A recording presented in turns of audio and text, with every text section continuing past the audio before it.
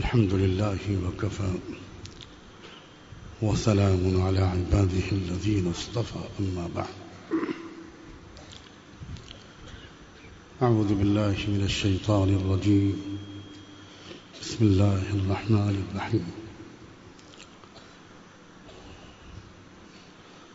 والذين يجتنبون كبائر الإثم والفواحش وإذا ما غضبوا هم يغفرون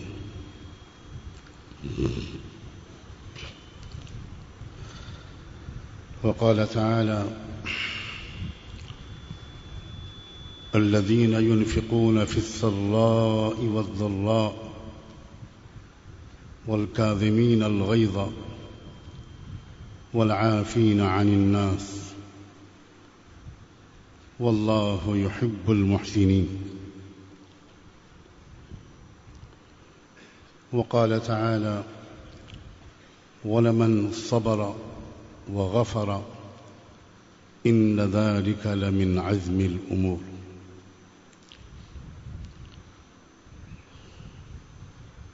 سبحان ربك رب العزة عما يصفون وسلام على المرسلين والحمد لله رب العالمين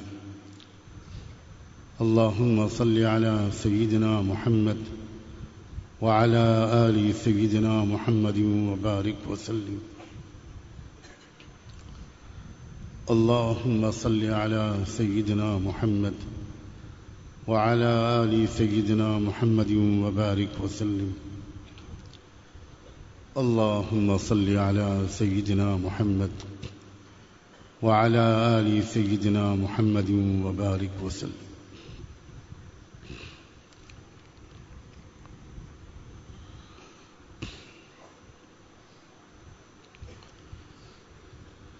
حکیم الامت حضرت اقدس تھانوی رحمۃ اللہ علیہ یہ فرمایا کرتے تھے کہ سلوک و تصوف کا پہلا قدم یہ ہے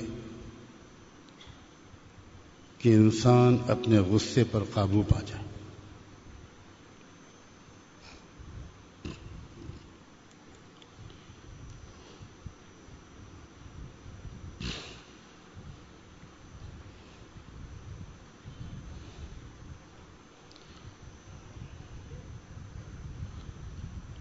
اگر انسان کو اپنے غصے پر قابو پانے کی مشق ہو جائے تو یہ غصہ بہت مفید ہوتا ہے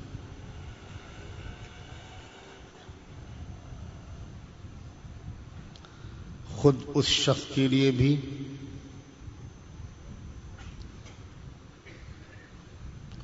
اور جس کی وجہ سے اس کو غصہ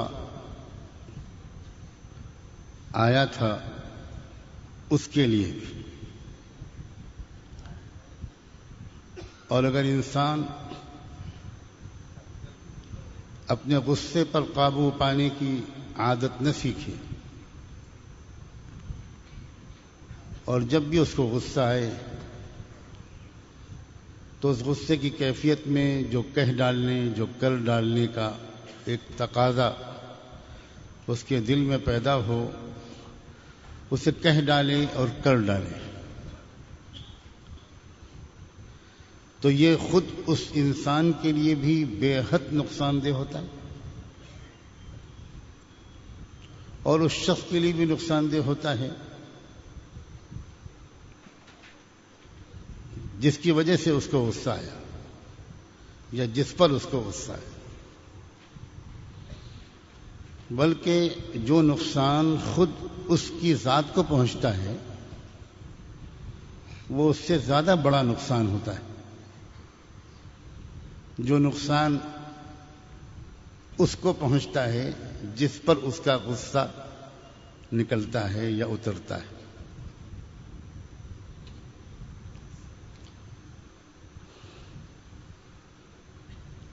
کیونکہ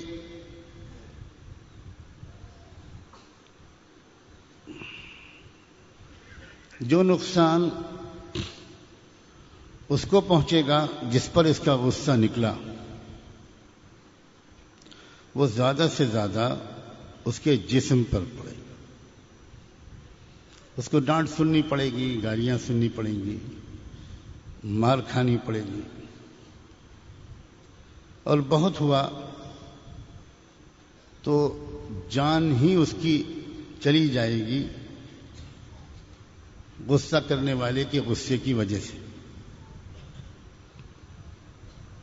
لیکن جس شخص کو غصہ آیا تھا اور اس نے کسی پر غصہ نکالا، اس کا تو ایمان ہی چلا جائے گا۔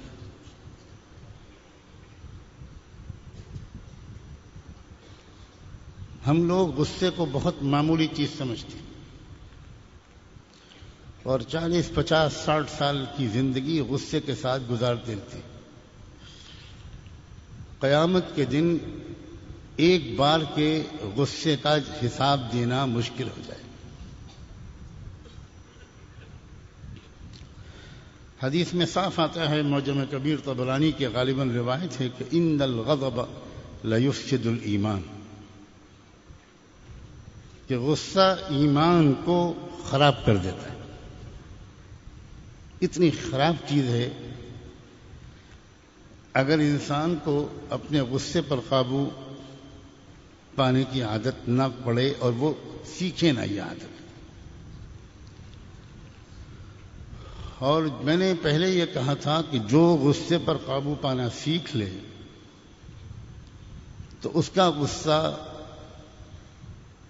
اس کے لیے بھی مفید ہے، اور جس کی وجہ سے اس کو غصہ آیا تھا مگر اس نے اپنے غصے کو قابو میں کر لیا، اس کے لیے بھی مفید ہے۔ غصہ جس کو آیا اور اس نے قابو میں کر لیا، پی لیا، چپ رہا، معاف کر دیا، اس کے لیے سب سے بڑا فائدہ تو یہ ہوگا کہ اللہ اس کو معاف کر دے گا۔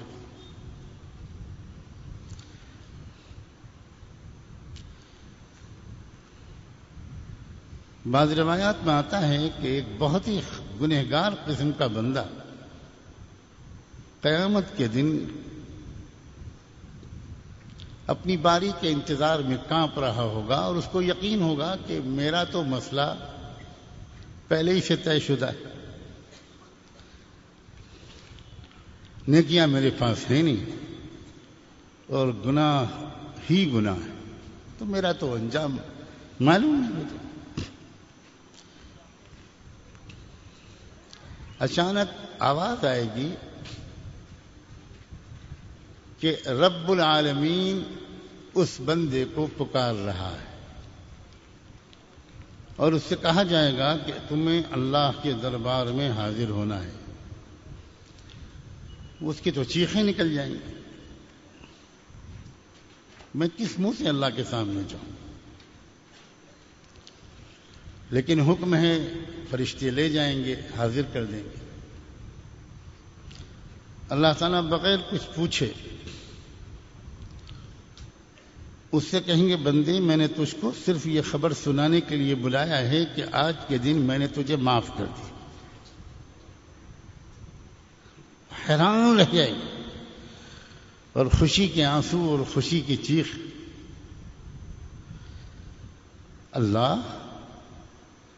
اللہ میں آپ کا فلاں بندہ ہوں۔ یعنی بھولا انسان وہ بھی اس دن کی پیشی کو بھارت کی کچہری سمجھ رہا تھا کہ بلایا گیا نتھو میاں کو اور آ گئے خیراتی میاں، تو وہ اللہ سے تعارف کرائے گا کہ میں اللہ آپ کا فلاں بندہ ہوں۔ اللہ تعالیٰ مسکرائے گا، بندے میں جانتا ہوں تجھے، اور میں تجھی سے کہہ رہا ہوں کہ میں نے تجھے معاف کر دیا، جا جنت میں جا۔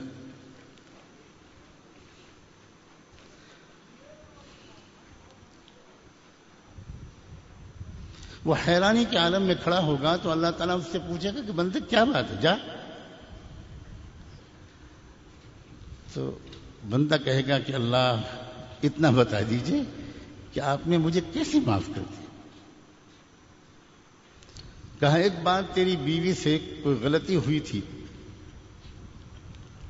اور کوئی بڑی غلطی تھی، بہت غصہ آیا تھا تجھے، لیکن ایک دم سے تجھے خیال آ گیا کہ انسان ہی تو ہے، غلطیاں تو انسان سے ہوتی ہیں، تو نے معاف کر دیا تھا، تو نے میری ایک بندی کو معاف کیا، اس کے انعام میں آج میں نے زندگی بھر کے تیرے گناہوں کو معاف کیا۔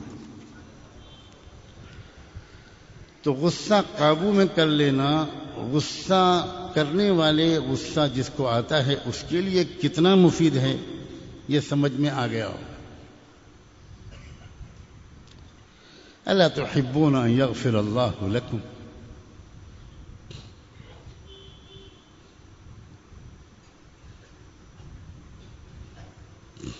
کیا تم نہیں چاہتے کہ اللہ تمہیں معاف کر دے؟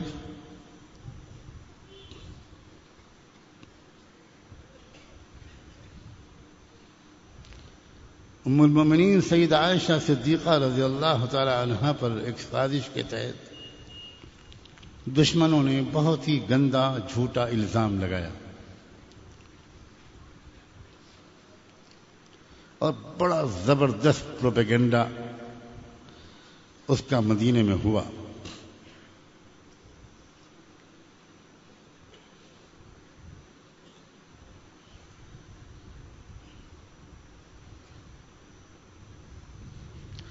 جب پروپیگنڈا ہوتا ہے کسی نیک سے ایک نیک آدمی کے خلاف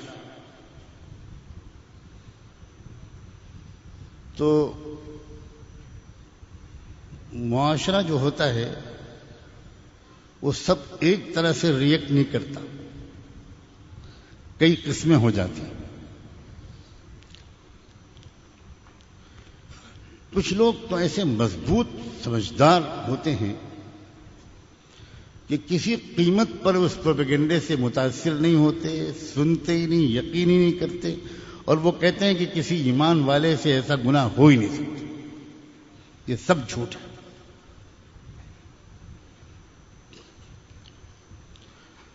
کچھ لوگ وہ ہوتے ہیں جو خاموشی اختیار کرتے ہیں، سکوت اختیار کرتے ہیں، انتظار میں رہتے ہیں،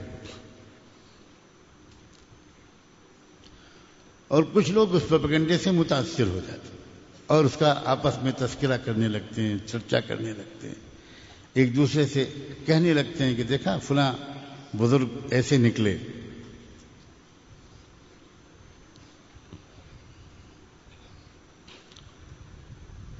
قیامت تک جتنے قسم کے حالات پیش آئیں گے یہ بھی ایک معجزہ ہے رسول اللہ صلی اللہ علیہ وسلم کا کہ اس سب قسم کے حالات 23 سال کی حضور کی زندگی میں اور مدینے کے معاشرے میں اللہ نے گزروا دی،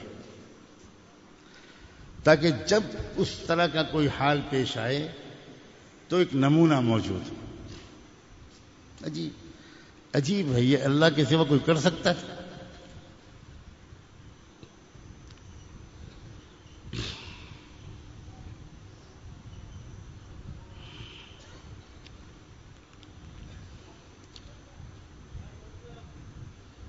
حضرت سیدنا صدیق اکبر رضی اللہ تعالی عنہ جو حضرت عائشہ کے والد ماجد تھے، حضرت ابوبکر کا ایک غلام تھا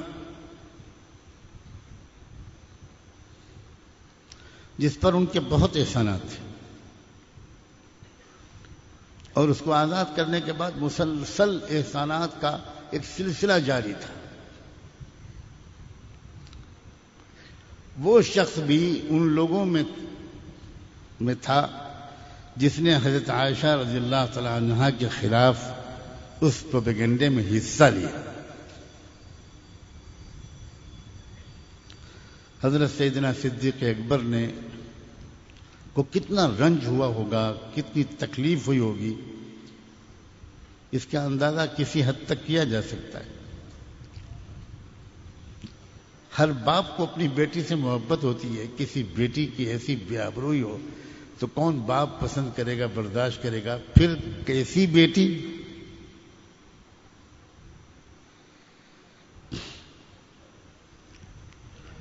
تو حضرت صدیق اکبر نے خاموشی کے ساتھ یہ فیصلہ کر لیا کہ اب اس شخص پر جو میں احسانات کیا کرتا تھا اب میں بند کر دوں گا. یہ شخص اس قابل نہیں ہے کہ اس کے ساتھ ایسا حسن سلوک جاری رکھا جائے. اور کچھ نہیں کہا، نہ بلایا، نہ ڈانٹا، نہ مارا، نہ کوئی، بس چپ چاپ اپنے دل میں یہ طے کر لیا.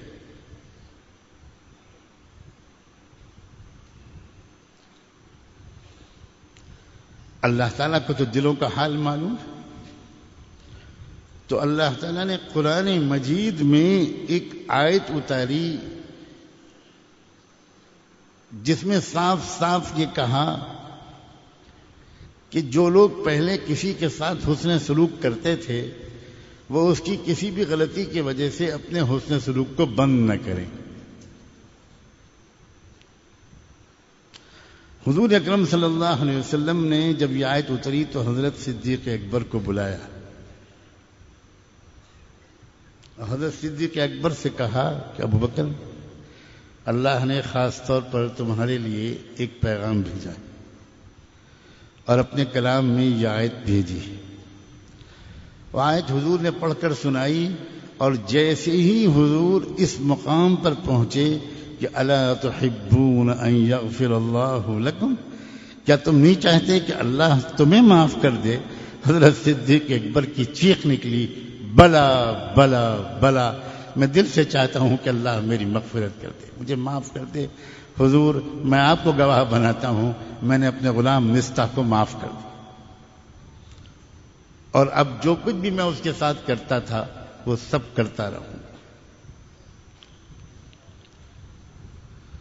تو غصہ جس پر آتا ہے اس کا بھی کتنا فائدہ ہوتا ہے.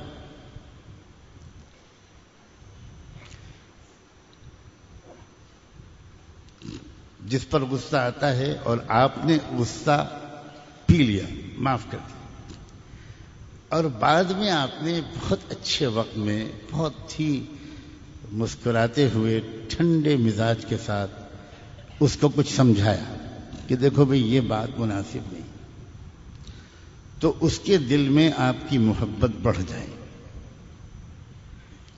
وہ آپ کا ممنون ہوگا اور آئندہ اس غلطی کو سدھارنے کی کوشش کرے گا. تو اس کی بہت تفصیل بتائی جا سکتی ہے کہ جس کو غصہ آئے اور وہ پی لے، معاف کر دے، اس کے لیے مفید ہے، اس کا اللہ سے قرب بڑھتا ہے، اس کے اخلاق اچھے ہوتے ہیں، اس کے اندر صبر کی صفت پیدا ہوتی ہے، اس کے منہ کا بول میٹھا ہوتا ہے، وغیرہ وغیرہ، اس کے لیے بہت مفید ہے. اور سب سے بڑا فائدہ یہ ہے کہ اللہ اس کو معاف کر دیتا ہے. اور ہم میں سے کون ہے جو اللہ کے معاف کرنے کا محتاج نہیں ہے، منتظر نہیں ہے؟ کون ہے؟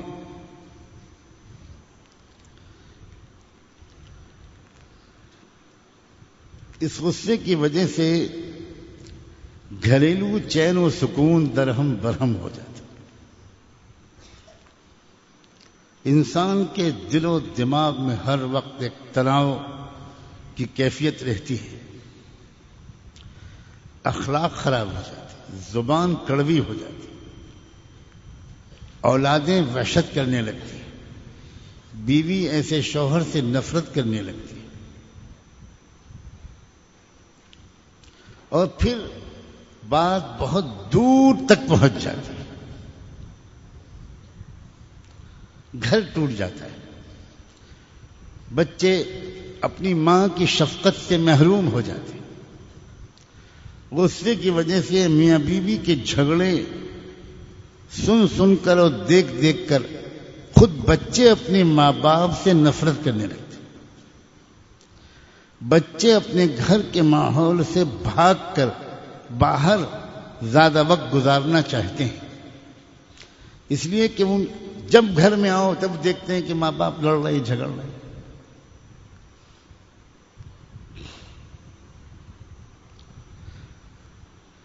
اسی غصے کی وجہ سے کبھی بیوی ناراض ہو کر میکے چلی جاتی ہے، کبھی شوہر بیوی کو دھکے دے کے نکال دیتا ہے، اسی غصے کی وجہ سے طلاقیں واقع ہوتی ہیں۔ آج کل کے معاشرے میں تو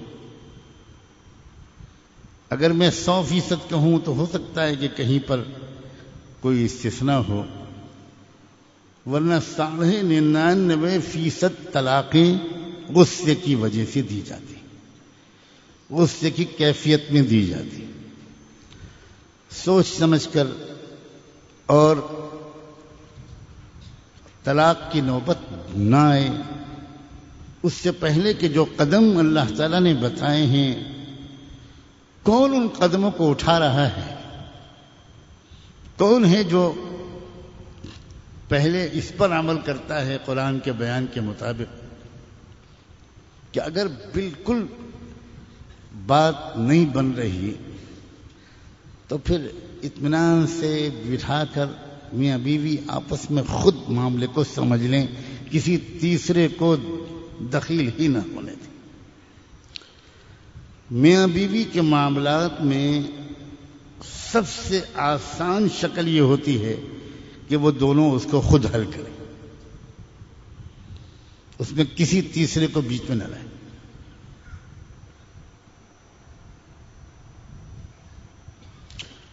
قرآن مجید نے یہی کہا ہے کہ جب بہت زیادہ تعلقات خراب ہونے لگیں، حالات بگڑنے لگیں تو ایک دم سے طلاق مت دو، ایک بار سمجھانے کی کوشش کرو۔ اگر نہیں اس سے بھی کچھ کام چلتا، دیکھیں اسلام کا جو قانون ہے، اسلامی قانون 2-4 پروفیسر اور وائس چانسلر لوگوں کے لیے نہیں آتا۔ یہ بہت اہم بات ہے۔ میں اس وقت اس موضوع پر بات نہیں کروں گا، ورنہ ادھر بات نکل گئی تو پھر آج کل تو وہی موضوع ہی چلا ہوا ہے، پھر گھنٹوں بات کرنے کی ضرورت پڑے گی۔ لیکن ایک بات آ گئی تو میں اشارہ کروں، اسلامی قانون جو لوگ بحث کرتے ہیں ان کی خدمت میں اتنی عرض ہے کہ یہ آپ جیسے پڑھے لکھے شریف لوگوں کے لیے نہیں آیا ہے، صرف یہ قانون تو سب لوگوں کے لیے آیا ہے۔ ذرا تھوڑا سا وقت نکالیے اور نکل کر شہر کے باہر کی تھوڑی جھگی جھوپڑیوں کی بستیوں میں جائیے اور اپنے موبائل کا ریکارڈر آن کر لیجئے اور گزریے، تو ہر جھگی جھوپڑی کے اندر سے انشاءاللہ لڑائی کی آپ کو باتیں سننے کو ملے گی۔ چک چک چک چک چک چک پک پک پک پک پک پک چک چک پک پک، یہ چلا رہا ہے، وہ چلا رہی ہے، وہ چلا رہا ہے، عجیب مصیبت ہے۔ تو بھائی وہ بھی تو اللہ کے بندے ہیں، وہ بھی تو امتی ہیں، قانون تو ان کے لیے بھی آئے گا۔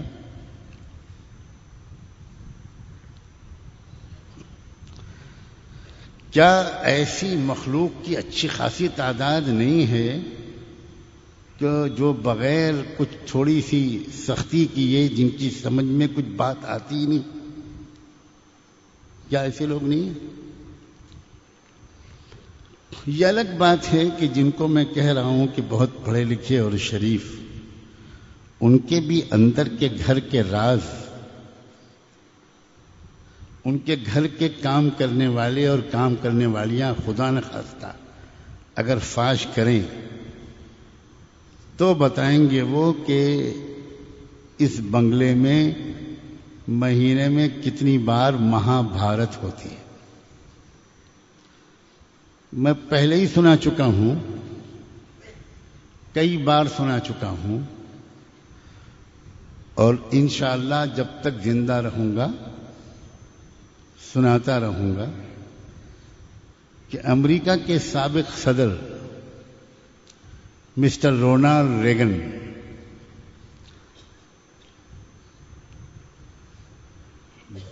ایک مرتبہ دنیا میں یا امریکہ میں ایک ایسا سروے ہوا کہ وہ کون سا شوہر ہے جو سب سے زیادہ اپنی بیوی سے پٹا ہے، جس کی بیوی نے اس کو روزانہ تقریباً مارا، ایسا کون سا شوہر ہے؟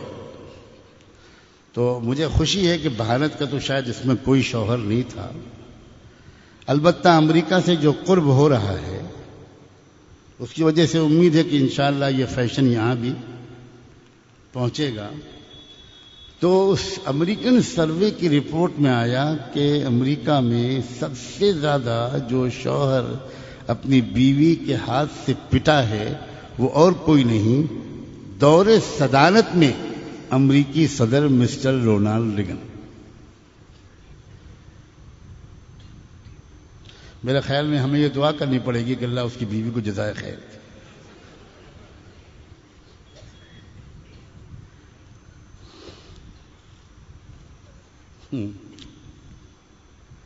اسے چاہیے تھا کہ وہ دنیا کے سب مظلوموں کی طرف سے نیت کر لیتے۔ کچھ فرض عین ہوتے ہیں، کچھ فرض کفایہ ہوتے ہیں۔ دنیا میں یہ پوچھا گیا تھا کہ ساری دنیا کے جو سربراہان مملکت ہوتے ہیں یہ جہاں کہیں سفر میں جاتے ہیں تو اپنی فیملی، اپنی بیوی کو ضرور ساتھ میں لے کر جاتے ہیں۔ ہمارے ملک کا جو وزیر اعظم ہے اس کا کوئی تذکرہ نہیں ہے، میں ان کا بہت احترام کرتا ہوں، ان میں کوئی تذکرہ نہیں۔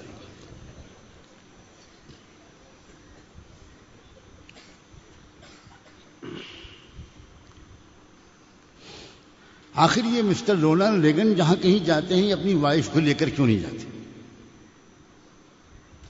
تب یہ راز فاش ہوا کہ وہ بیچارے سوچتے تھے کہ 2-4 دن کہیں دوسرے ملک میں رہیں تب تو خیریت سے گزر جائیں، ورنہ جب وائٹ ہاؤس میں آؤں گا تو پٹائی ہوگی،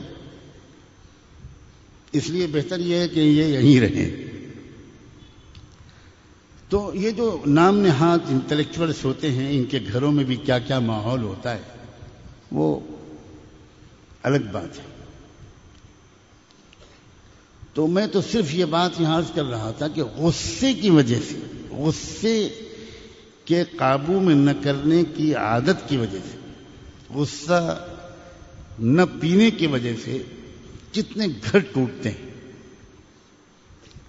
اکثر طلاقیں غصے کی وجہ سے واقع ہوتی ہیں، یہ ہے بس میرا اس وقت کا معلوم۔ اکثر طلاقیں،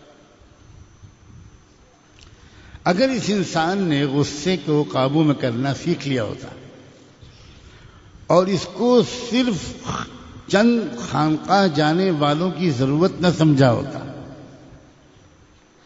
اس کو اپنی بنیادی انسانی ضرورت سمجھا ہوتا تو اس کا گھر نہ ٹوٹتا۔ بار بار میں اس درد دل کا اظہار کرتا ہوں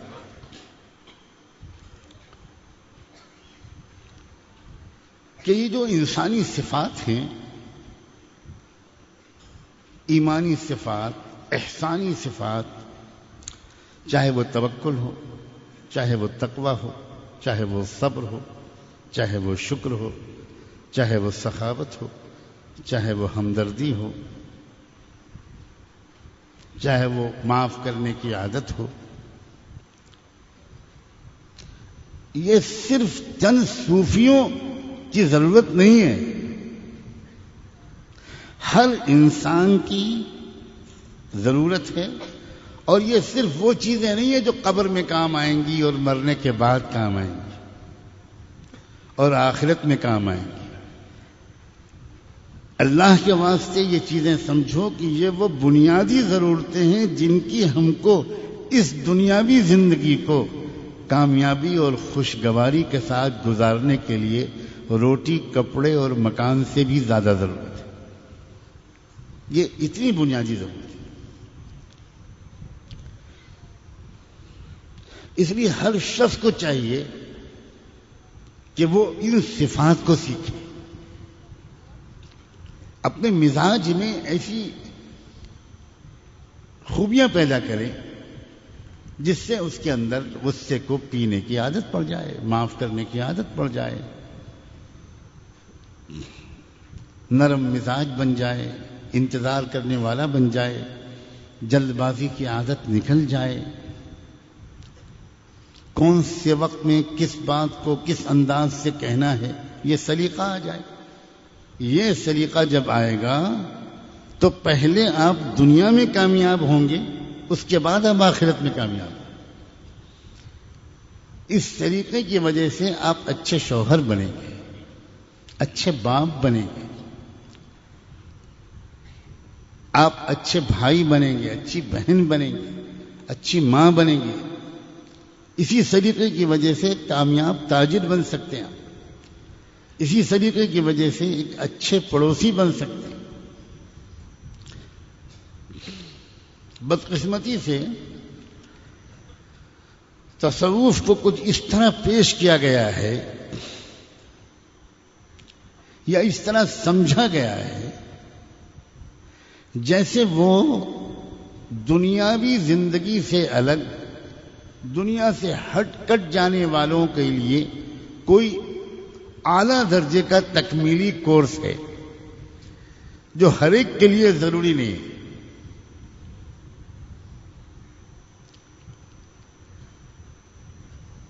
اسی بنیادی غلطی کی اصلاح ہمارے عظیم اکابر نے کی جب حضرت تھانوی یہ کہتے تھے کہ بھئی کسی کو اگر قطب بننا ہو، غوث بننا ہو، بزرگ اور ولی بننا ہو تو بھئی کہیں اور جائیں، اور آدمی بننا ہو تو میرے پاس آئے۔ اور میں بتاؤں، یہ اشارہ تو نہیں کروں گا کہ آپ کی اکثریت، لیکن کہوں گا یہی کہ آج کل لوگوں کی اکثریت، یہ آپ کا فرض ہے کہ آپ سمجھیں کہ آپ لوگوں میں ہیں یا لوگوں کے باہر کی کوئی مخلوق ہے۔ لوگوں کی اکثریت سب کچھ بننا چاہتی ہے، آدمی ہی نہیں بننا چاہتی۔ سب کچھ بننا چاہتی، لیکن آدمی بننے کی طلب کسی میں ہے ہی نہیں۔ کوئی انسان بننا ہی نہیں چاہتا۔ بیسک چیزیں جو بالکل فنڈامنٹلز ہیں، بس وہ درست ہو جائیں، بس ختم۔ آپ اس کو جو چاہیں نام دے دیجیے۔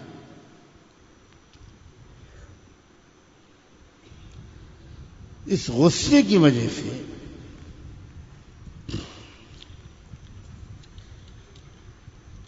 بہت سے انسان تجارت میں ناکام ہوتے ہیں، غصے کی وجہ سے۔ بہت سے لوگ اپنی ملازمت اور جاب میں ناکام ہوتے ہیں، غصے کی وجہ سے۔ اچھا، غصے والا ہمیشہ اپنے کو صحیح سمجھتا ہے، وہ الزام اپنی ناکامی یا پریشانی کا دوسروں کو دیتا ہے۔ وہ یہ نہیں سمجھ پاتا کہ میری اس پریشانی کا سبب میرا غصہ بنا ہے۔ غصے کے نتیجے میں غیبت کا گناہ سرزد ہوتا ہے۔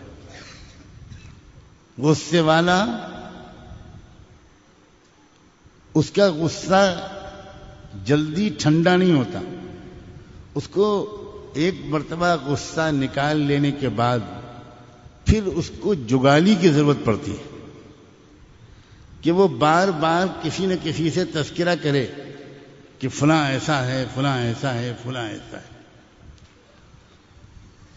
غصے کی وجہ سے بغض پیدا ہوتا ہے، بدگمانی پیدا ہوتی ہے، کینہ پیدا ہوتا ہے، اور دل میں کسی سے ناراضگی بیٹھ جاتی ہے۔ اور یہ ایسی چیز ہے کہ اگر کسی سے ناراضگی بیٹھ گئی تو ایسے انسان کی دعا شب قدر میں بھی قبول نہیں ہوتی۔ بلکہ امام ربانی حضرت مجدد الفسانی رحمۃ اللہ علیہ نے تو ایک بہت گہری بات کی طرف اشارہ کیا ہے۔ انہوں نے تو یہ فرمایا ہے کہ اگر ہمارے اندر تکبر، غصہ، اس جیسی چیزیں اندر پڑی رہی اور ہم اسی سب کے ساتھ خوب عبادت کرتے رہے، خوب ذکر کرتے رہے، تو اس عبادت اور ذکر سے یہ بیماریاں اور مضبوطی کے ساتھ ہمارے اندر اتر جائیں گی۔ بہت ہی اہم بات ہے، اس کو ذرا سمجھیں۔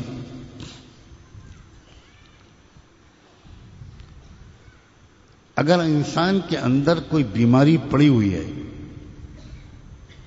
اور وہ بہت ہی ملٹی وٹامنس کھا رہا ہے، بہت طاقتور غذائیں کھا رہا ہے، تو وہ غذائیں اس بیماری کو طاقت پہنچائیں گی، اس انسان کو طاقت نہیں پہنچائیں گی۔ پہلے اس بیماری کا اندر سے نکلنا ضروری ہے، تب یہ طاقت پہنچانے والی غذائیں اس انسان کو طاقت پہنچا سکتی۔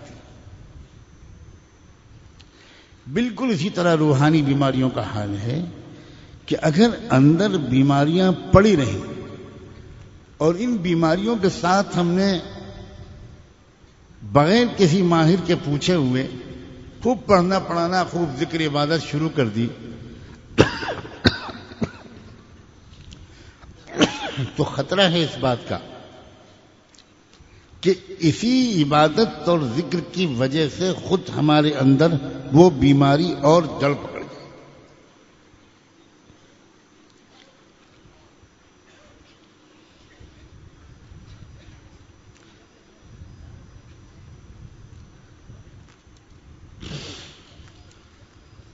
غصے والا اپنے ماں باپ سے بھی ناراض رہتا ہے، اور اللہ معاف کرے بوڑھے ماں باپ اپنے جوان غصے والے بیٹے سے ہر وقت ڈرے سہمے رہتے ہیں۔ ان کو ہر وقت خطرہ رہتا ہے کہ کب ہماری عزت چلی جائے گی، اس لیے بس چپ چاپ تماشا دیکھتے رہو، کچھ بولو مت۔ لوگوں کی نگاہ میں، لوگوں کے دل میں ایسے شخص کی محبت بیٹھ ہی نہیں سکتی جو اپنے غصے کو قابو میں کرنا نہ سیکھ سکا۔ ایسے لوگوں سے لوگ نفرت کرتے ہیں۔ یہ الگ بات ہے کہ کسی وقت اس کے آتا ہوا دیکھ کر اکرام میں اٹھ جائیں۔ کیا خوب لکھا ہے کسی لکھنے والے نے کہ کسی کو دیکھ کر اٹھ جانا یہ اس بات کی علامت نہیں ہے کہ آپ کو اس سے محبت ہے۔ سانپ کو دیکھ کر بھی تو آپ کھڑے ہو جاتے ہیں۔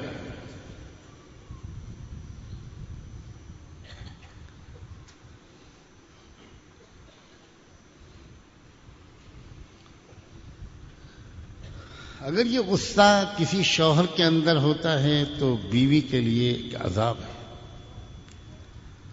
اگر یہ بیوی کے اندر ہوتا ہے تو شوہر کے لیے عذاب ہے، ماں باپ کے لیے ہوتا ہے تو بچوں کے لیے عذاب ہے، اور استاد کے اندر ہوتا ہے تو شاگردوں کے لیے مصیبت ہے۔ ایک نوجوان عالم نے مجھ سے کہا کہ جب بچپن میں ہم پڑھتے تھے تو ہمارے استاد ہم کو کمچیوں سے اتنی بری طرح مارتے تھے کہ میں کئی ہفتے تک کسی کروٹ پر لیٹ ہی نہیں سکتا تھا۔ ادھر بھی چوٹ، ادھر بھی چوٹ، ادھر بھی چوٹ، ادھر بھی چوٹ۔ کیا اس طرح غصے کی عالم میں غصے کی وجہ سے بچے کو مارنا یہ جائز ہے؟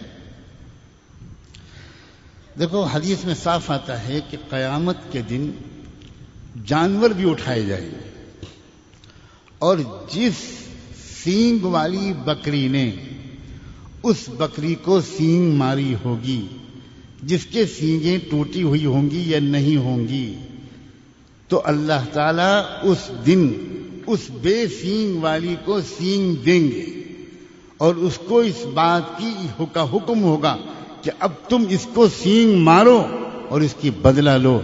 اللہ اکبر۔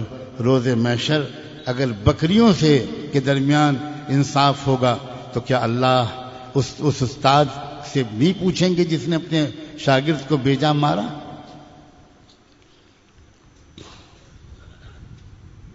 یہ سب غصے کی مصیبت ہے۔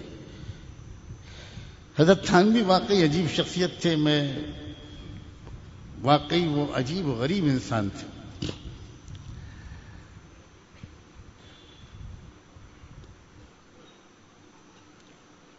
وہ کہا کرتے تھے کہ استاد کو جب غصہ آئے تو اس وقت وہ بالکل اپنے شاگرد سے کچھ نہ کہے، اس وقت نہ مارے، اس وقت نہ ڈانٹے، بالکل خاموش ہو جائے. اس لیے کہ اس وقت اگر وہ مارے گا تو وہ اصلاح کی نیت سے نہیں مارے گا، غصے کی وجہ سے مارے گا. اس کے بعد کسی اور وقت میں اگر بہت ضروری سمجھتا ہے وہ استاد کہ یہ شاگرد یہ نہیں مانے گا جب تک کہ اس کو کچھ نہ کچھ سزا نہ دی جائے، تو جس وقت بالکل غصے کی کیفیت نہ ہو اس وقت مصنوعی طور پر اپنے اوپر غصے کی کیفیت طاری کرو اور پھر اس بچے کو ڈانٹو، ہلکی سی سزا دو. چونکہ وہ مصنوعی غصہ ہوگا تو وہ زیادہ مار سکتے ہی نہیں تم اسے. پھر خود انہوں نے لکھا اپنے بارے میں کہ میرا شروع سے یہی معمول ہے، خود لکھا میرا شروع سے یہ معمول ہے کہ میں نے کبھی کسی شاگرد کو غصے کے عالم میں، غصے کی کیفیت میں نہ ڈانٹا نہ مارا. اب یہ کون کر سکتا ہے؟ وہی جو اپنے غصے کو کنٹرول کرنے اور قابو میں کرنا سیکھ لے.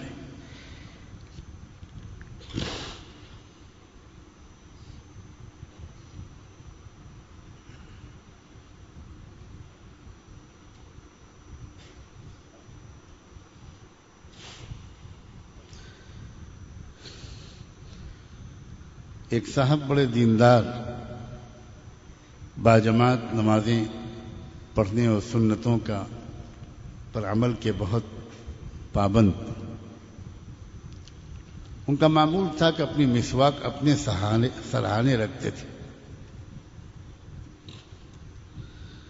ایک دن وہ ذرا لیٹ ہو گئے، جلدی جلدی مسواک لیے بغیر وضو کرنے پہنچ گئے اور وضو شروع کر دیا، اور وہاں دیکھا کہ مسواک نہیں ہے تو وہیں سے پکار کر ارے سنتی ہو، کہاں ہو، ارے بہری ہو گئی ہو. اور بیچاری بیوی جلدی سے بھاگتی ہوئی، کیا بات ہے؟ ان کا کہ وہ میری مسواک کہاں ہے؟ ان کا بھائی آپ جہاں رکھتے ہیں وہیں ہوگی، مجھے کیا بولوں آپ کی مسواک کا؟ تم کو اتنی خبر نہیں کہ میری مسواک کہاں ہے؟ کسی کام کی نہیں ہوتی. تمہارے ماں باپ نے تمہیں کیا سکھایا؟ آپ میں سے بہت سو کی آپ بیتی ہے یہ میں جانتا ہوں. وہ بیچاری حیران ہے کہ ایرانی جن آئے ہیں ان کے اوپر یا کون سے عامل سے ان کا علاج کراؤں. مسواک ان کی کھوئی ہے اور قصور میرے ماں باپ کا. واہ بھائی واہ بھائی. اب نماز باجماعت تو سیکھ لی، لیکن بیوی کا دل رکھنا، اس سے بات کرنے کا طریقہ نہیں تھا.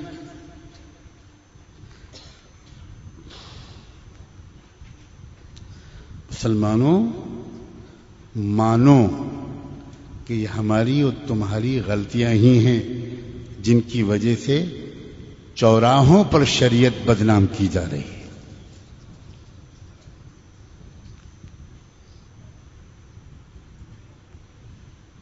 غصے کے نتیجے میں جھگڑے ہوتے، طلاقیں ہوتی، اور پھر مقدمے عدالتوں میں پہنچتے ہیں، اور عدالتیں وہ فیصلہ کرتی ہیں جو ان کے مزاج کے مطابق ہوتا.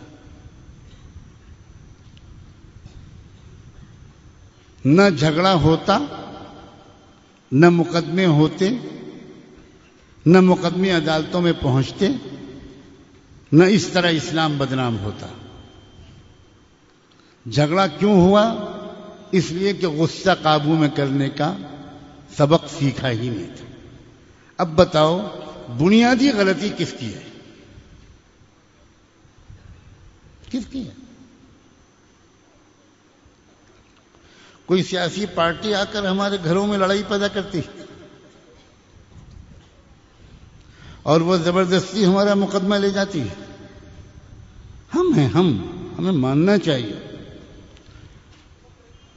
اور ہماری غلطیاں اور ہماری غفلت اب کہاں تک پہنچ رہی ہے کہ ہماری وجہ سے اسلام کس بری طرح بدنام ہو رہا ہے. بھائی اگر کوئی طاقت میں ہے کہ اسے کوئی موقع ملے اور وہ شریعت کو بدنام کرے تو پھر عقل مندی یہ ہے کہ اس کو موقع نہ دیا جائے. لیکن ہماری کوشش یہ ہے کہ نہ، موقع ہم خوب دیں گے، وہ اس موقع سے فائدہ نہ اٹھائے. واہ بھائی واہ، سبحان اللہ. وہ تو فائدہ اٹھائیں گے اس موقع سے، ان کی جو زندگی کا مقصد ہے. لیکن ہم موقع دیتے ہیں صرف اس وجہ سے کہ ہم نے غصے کو قابو میں کرنا سیکھا نہیں.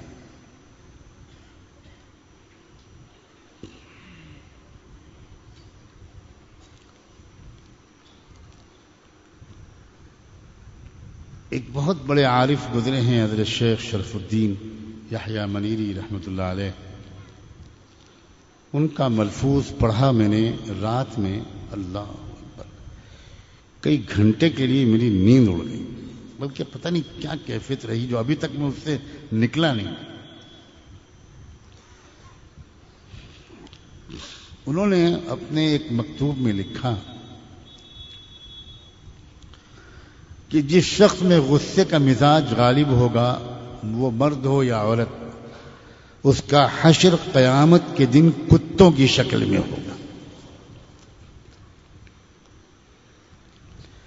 اور جس شخص پر شہوت کا، سیکس کا، جنسی خواہش کا غلبہ ہوگا اور وہ ہر وقت اسی کے بارے میں سوچتا رہے گا، اس کا حشر قیامت کے دن خنزیر کی شکل میں ہوگا.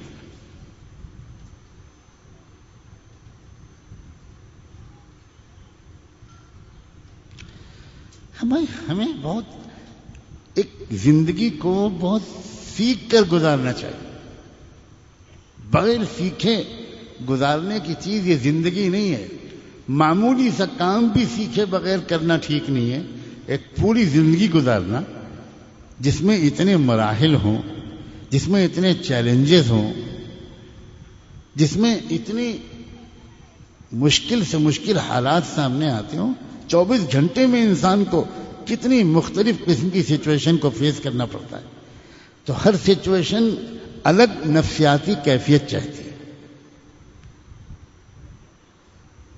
ہر صورتحال جس سے ہم گزرتے ہیں زندگی میں، اس کو ٹھیک سے گزارنے کے لیے ایک الگ قسم کی نفسیاتی کیفیت چاہیے. جیسے کسی وقت خوشی کی کیفیت ہو، کوئی کامیابی کی کیفیت ہو، اس وقت ایک کیفیت چاہیے، دل ایک نفسیاتی کیفیت ایسی جس میں انسان خوش بھی ہو، لیکن خوشی میں گھمنڈ اور غرور نہ آ جائے. وہ ہوا میں اڑنے نہ لگے، بڑے بڑے بول نہ بولنے لگے. اس خوشی کے پیریڈ میں، خوشی کے وقفے میں دل کے اندر ایک معتدل کیفیت ہونی چاہیے. اسی کو کہتے ہیں. وہ چیز پیدا کیسے ہوتی ہے؟ وہ پیدا ہوتی ہے ایسے کہ جب کہ انسان اپنے مزاج کو شکر کے سانچے میں ڈال دے.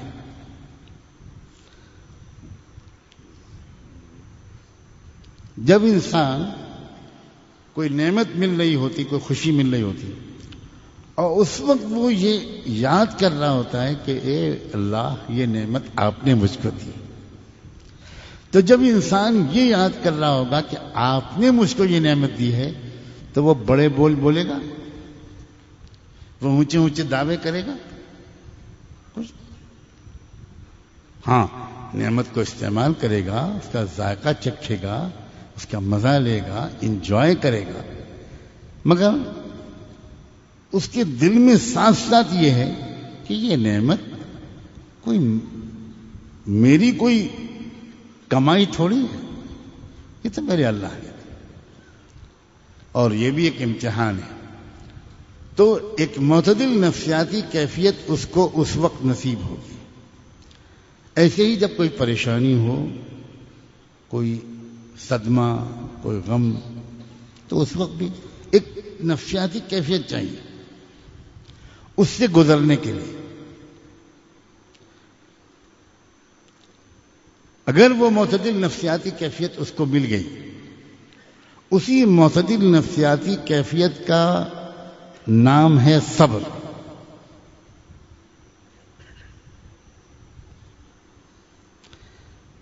کہ انسان اس پریشانی، بیماری، صدمے، رنج و غم کے دور میں مایوس نہ ہو، نا امید نہ ہو، اپنے رب سے ناراض نہ ہو، اپنی قسمت کو کوس نہ رہا ہو، بلکہ وہ بڑی ہمت کے ساتھ اس کو برداشت کر رہا ہو، اس سے نکلنے کی کوششیں کر رہا ہو، اور بڑی امید اس کے دل میں ہو کہ میں نکل جاؤں گا، اور یہ سمجھے کہ میرے رب نے میری کیفیت کو دیکھنے کے لیے یہ پریشانی بھیجی ہے.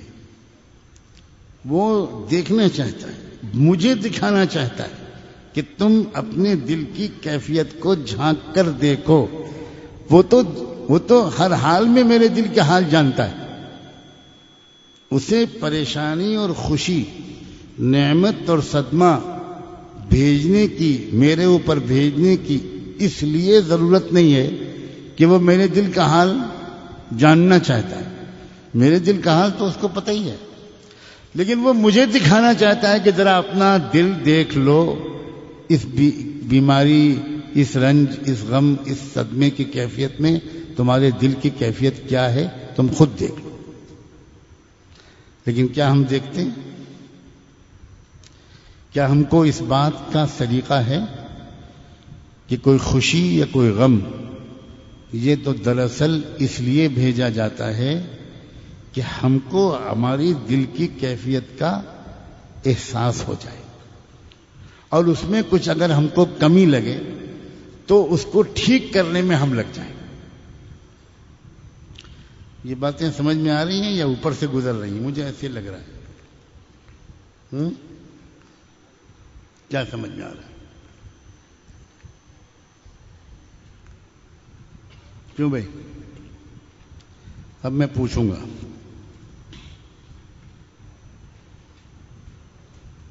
کھڑا کر کے پوچھوں یا ایسے ہی؟ چاہے جتنا سر جھکاؤ، میں دیکھ رہا ہوں.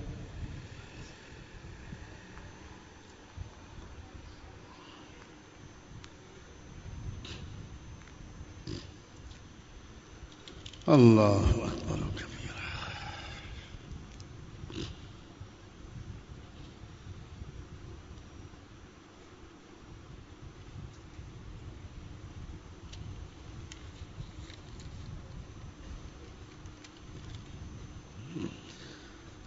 ہم پر آنے والا ہر حال، اس بات کو ذرا سمجھنے کی کوشش کرو، بہت اہم بات ہے. ہم پر آنے والی ہر حالت، ہم پر آنے والے تمام حالات، یہ ہماری اصلاح کے لیے ہمارے شفیق پروردگار کی طرف سے بھیجے جاتے ہیں. ایک پلاننگ ہے اس کی، جو حکیم حمید ہے، جو بہت پیار کرتا ہے اپنے بچوں سے، اپنے بندوں سے، بہت پیار. اب وہ کسی کے اندر یہ دیکھتا ہے کہ اس بندے میں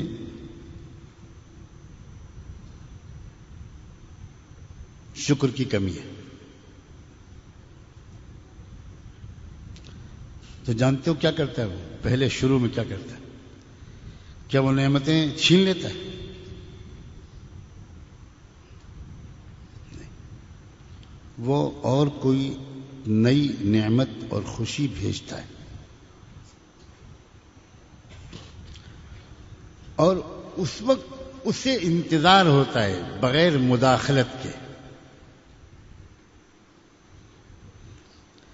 کہ شاید میرا یہ بندہ اب نئی نعمت پا کر اپنے دل کو کی کیفیت کو فوراً ٹٹولے کہ اس نعمت کو پا کر میں اپنے رب کی طرف متوجہ ہوا یا نہیں.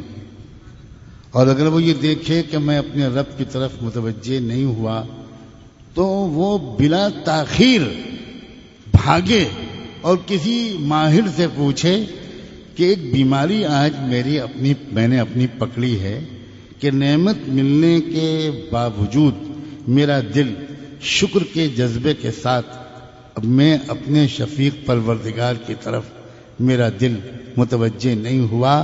برائے مہربانی اس کا علاج بتا دیجیے.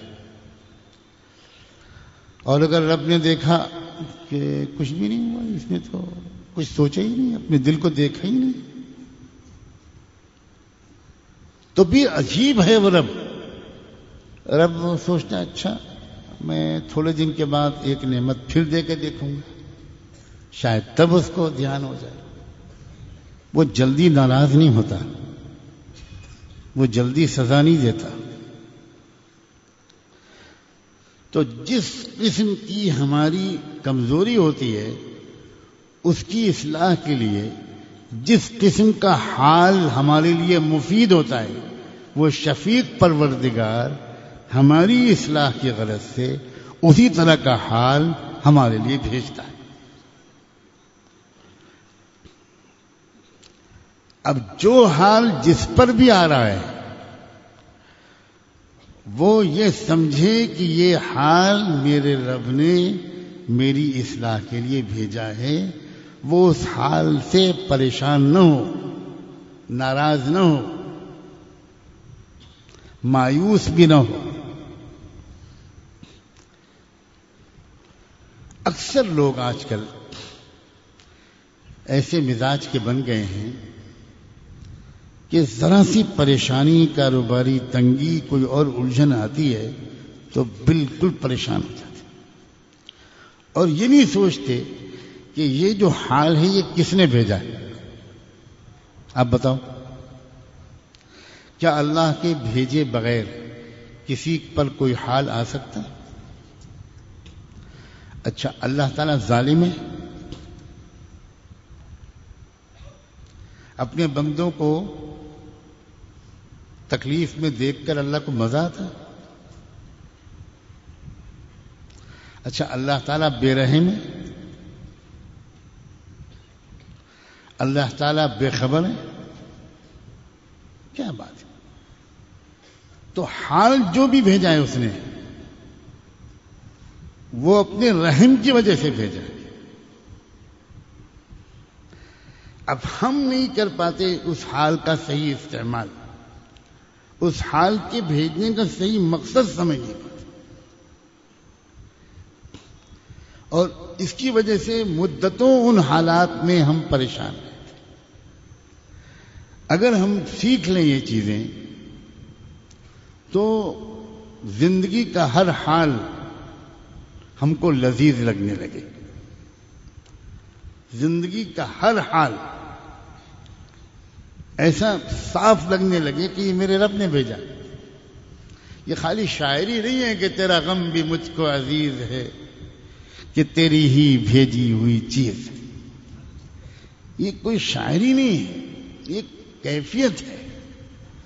اور جب انسان کو یہ کیفیت نصیب ہو جاتی ہے تو وہ دنیا کے بادشاہوں سے زیادہ مزیدار زندگی گزارتا ہے. ہر حال میں راضی، ایک عجیب سرور، اطمینان کی کیفیت اس کے دل کو نصیب ہوتی ہے. اور یہ سیکھنے جانے والی چیز ہے.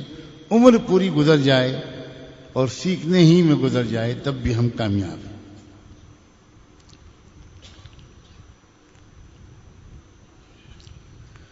حضور اکرم صلی اللہ علیہ وسلم نے غصے کا بہت آسان علاج بتایا. بہت سے لوگ بہت دیر سے انتظار میں ہوں گے کہ یہ تو آج سن لیا کہ غصے کی کتنے نقصانات ہیں، لیکن جلدی سے یہ بھی تو بتایا جائے کہ آخر اس کا علاج کیا. کیا عجیب معالج تھے رسول اللہ صلی اللہ علیہ وسلم. آپ نے فرمایا اذا غضب احدکم فلیسکت. جب بھی غصہ تم میں سے کسی کو آئے تو بس چپ ہو جایا کرے، خاموش ہو جایا کرے. بہت مشکل علاج ہے.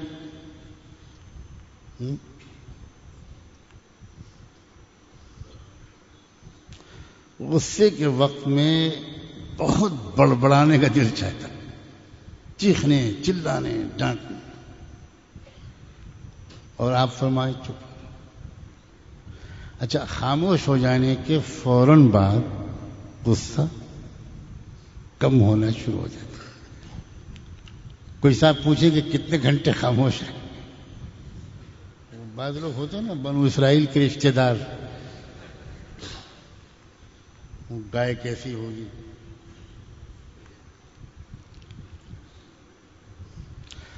ان سے جواب میں عرض ہے کہ آپ کو یہ پوچھنے کی ضرورت نہیں ہوگی، آپ پہلے خاموش ہو کر دیکھیں تو آپ ابھی تک غصے کی حالت میں کبھی خاموش ہوئے ہی نہیں ہیں، اس لیے پوچھ رہے ہیں. ورنہ خاموش ہو کر تو دیکھیے آپ غصے کے وقت میں، اور غصے کے وقت میں آپ خاموش ہوں گے تو آپ یقین مانیں چند سیکنڈ کے اندر غصہ نہیں چھوڑنا شروع. تھوڑی دیر کے بعد آپ جب بولیں گے تو آپ اب وہ غصے والی بات نہیں کریں، عقل والی بات کریں. تو غصہ جنون کے اقسام میں سے ایک قسم ہے. اس لیے جب غصہ انسان کو آتا ہے تو اس کی عقل ختم ہو جاتی ہے، مغلوب ہو جاتی ہے. تو جب غصہ ختم ہوتا ہے تب عقل واپس بیدار ہوتی ہے.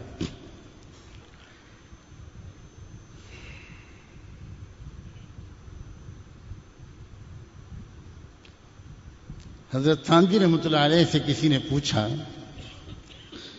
کہ میرا غصہ بہت بے قابو ہے، میں کیا کروں؟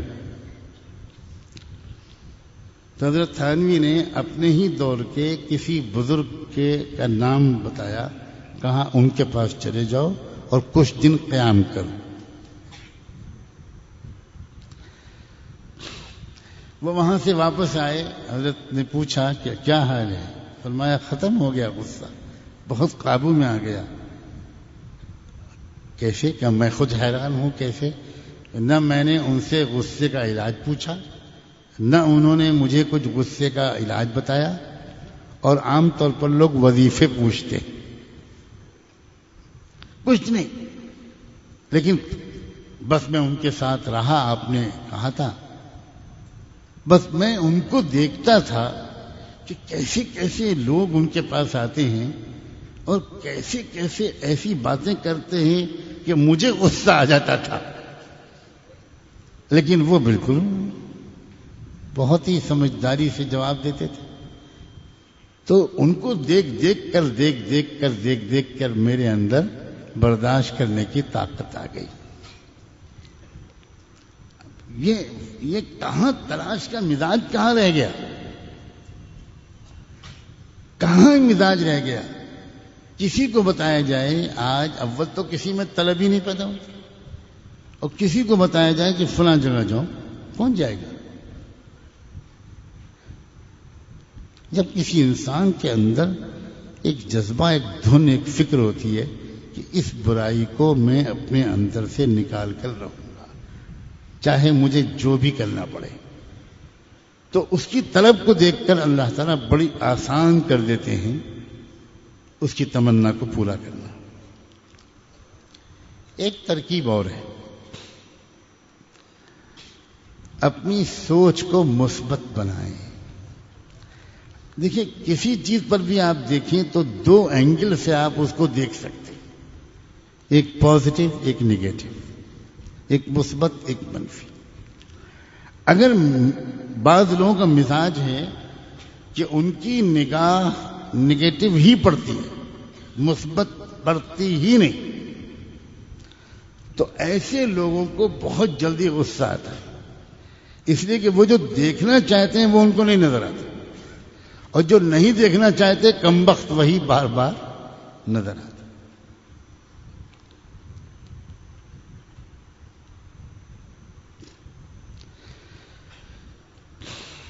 اتنی اونچی امیدیں قائم کر لیتے ہیں لوگ کہ وہ امیدیں جب پوری نہیں ہوتی تو وہ بھی ایک سبب بنتا ہے غصہ آنے کا۔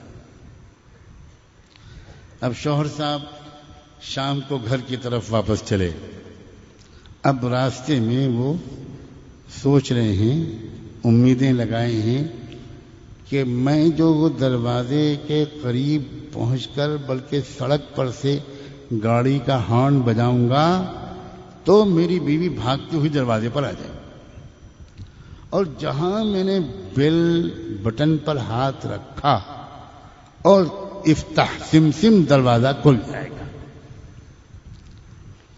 اور ملکہ کلوپترا یا حور العین بنی ہوئی میری بیوی دروازے پر کھڑی ہو، اور پھر میں گھر جاؤں گا تو شاہ جہاں کی طرح میرے جوتے اور موزے اتارے جائیں، باندی ہوگی باندی کنیز، اور وہ حیدرآبادی انداز سے جھک کر فرشی سلام کرے گی، اور اس کے بعد میں جا کر وہاں بیٹھوں گا تو نئے نئے قسم کے کھانے جو جنتیوں کو بھی شاید نہ ملے وہ مجھے ملیں گے۔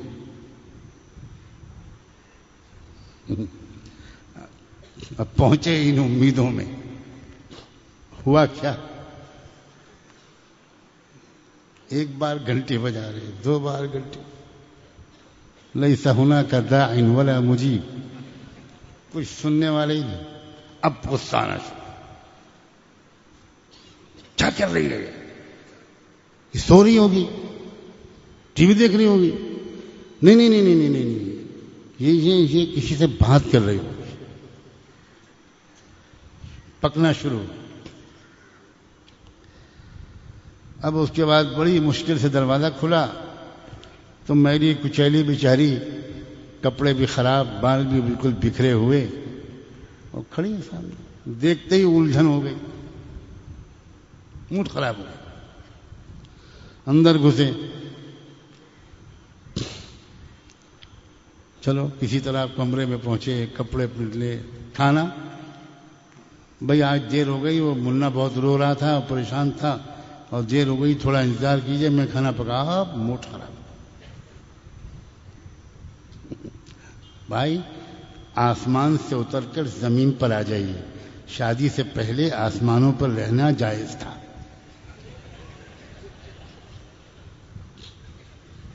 اب اتر آئے، اب اتر آئے۔ وہ جو منا ہے وہ اپنے گھر سے تو لے کر نہیں آئی تھی، اب کہیں ناراض ہو رہے ہیں، کیوں خفا ہو رہے ہیں؟ کیا سمجھا ہے بھائی؟ جس امت کا نبی کا عالم یہ ہو کہ اس سے بڑھ کر اس کسی کے کندھے پر ذمہ داریوں کا اتنا بوجھ نہیں تھا، اس کے باوجود وہ گھر میں آتا تھا تو وہ بیوی کے ساتھ کام میں لگ جاتا تھا، ہاتھ بٹاتا تھا۔ کیا اخلاق تھے! جب شوہر خود آفر کرے گا تو بیوی کہے گی بھائی یہ کیا آپ کا کام نہیں ہے، آپ بیٹھیے، یہ میرا کام ہے۔ بہت یہ سب چیزیں وہ ہیں جو سیکھنے کی ہیں عزیزو، اور یہ ہے دین۔ ہر مجلس میں یہ بات کہتا ہوں کہ دین کیا ہے یہی نہیں معلوم۔ ہم پتہ نہیں کس چیز کو دین سمجھ رہے ہیں۔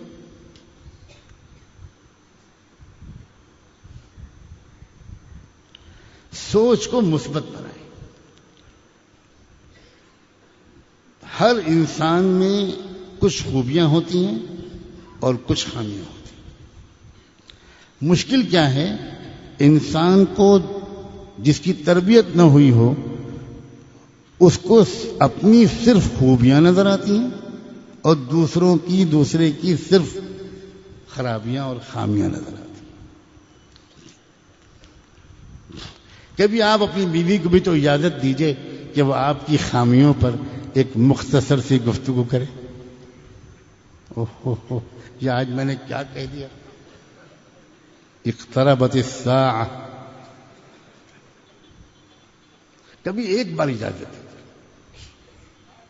حالانکہ وہ اگر سمجھدار ہے تو بھروسہ نہیں کرے گی، وہ کبھی آپ کی خامیاں نہیں بتائے گی، اس لیے کہ اس کو پتا ہے کہ اس کا انجام پھر کیا ہوگا۔ کبھی اس سے پوچھیے کہ میرے اندر کیا کیا کمزوریاں۔ میں سچ کہتا ہوں کہ جو لوگ اپنی واقعی اصلاح چاہتے ہیں وہ اپنے قریبی لوگوں سے بار بار پوچھتے ہیں، یہاں تک کہ اپنے شاگردوں اور اپنی اولادوں سے پوچھتے ہیں اور اپنی بیویوں سے پوچھتے ہیں کہ دیکھو تم سے زیادہ قریب سے مجھے دیکھنے والا اس آسمان کے نیچے کوئی نہیں، میری اصل حقیقت سے سب سے زیادہ تم واقف۔ خدا کے واسطے بہت بڑا احسان ہوگا کہ وہ کمیاں جو میں خود اپنے اندر نہیں دیکھ پا رہا ہوں اور تم دیکھ رہی ہو مجھے بتاؤ، تاکہ میں ان کمیوں کو دور کر سکوں۔ کہاں یہ سوچ ہے؟ کہاں یہ سوچ ہے؟ اکثر سوچ یہی ہے کہ خرابیاں بس تم میں ہیں، میرے اندر کوئی خرابی نہیں۔ اللہ تعالیٰ سب کچھ جانتا ہے، اسی لیے اللہ تعالیٰ نے پہلے ہی سے ایک بات فرمائی تھی، ہن لباس لکم وانتم لباس لہن، کہ دیکھو تمہاری بیویاں تمہارے لیے لباس ہیں، لباس، اور تم ان کے لیے لباس۔ پہلے کہا ہن لباس لکم، یعنی لباس کا کام ہوتا ہے عیبوں کو چھپانا اور بدن کو خوبصورت انداز سے پیش کرنا، یہ لباس کا کام ہے۔ یا بنی آدم قد انزلنا علیکم لباسا یواری سوآتکم وریشا، لباس کے دو کام، ایک تو چھپائے جانے والی چیزوں کو چھپانا، اور صرف یہ کام لباس کا نہیں ہے بلکہ لباس سے انسان خوش منظر نظر آتا ہے، لباس کے بغیر انسان نہیں اچھا لگتا۔ تو فرمایا بیویوں تم ان کے لیے لباس ہو، کیا مطلب؟ ان کے اندر جو کمزوریاں ہوں تمہیں ان کو چھپائے رکھنا ہے زندگی بھر، کبھی ظاہر نہیں کرنا، کسی کے سامنے صرف تعریف کرنی ہے، کبھی ظاہر نہیں کرنا اپنے میکے میں، اپنی ماں سے، باپ سے، بھائی سے، بہن سے، کبھی نہیں کہنا کہ میرے شوہر میں یہ خرابی ہے، یہ کمزوری ہے۔ وَأَنْتُمْ لِبَاسٌ لَهُنَّ، اور تم ان کے لیے لباس ہو۔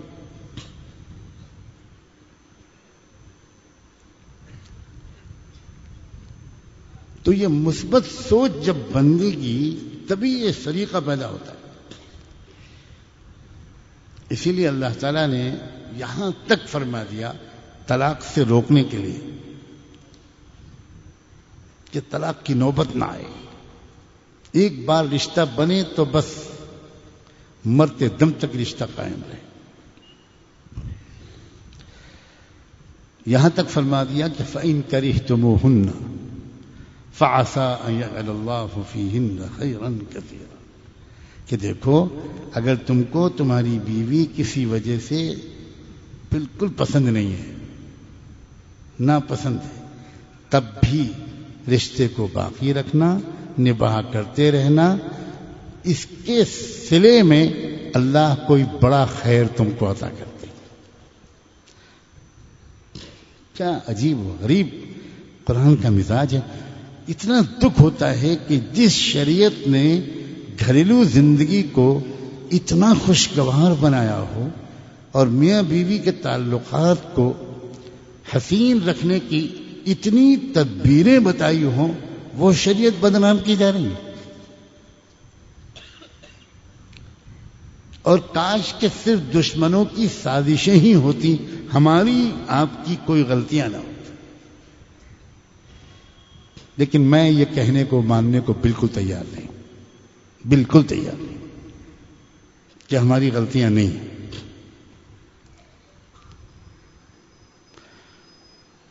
مسلمانوں کا مزاج ہے کہ جب حکومت یا کس اسٹیبلشمنٹ کے خلاف بولا جاتا ہے تو مسلمان بہت خوش ہوتے ہیں، اچھلتے ہیں، کودتے ہیں، نعرے لگاتے ہیں.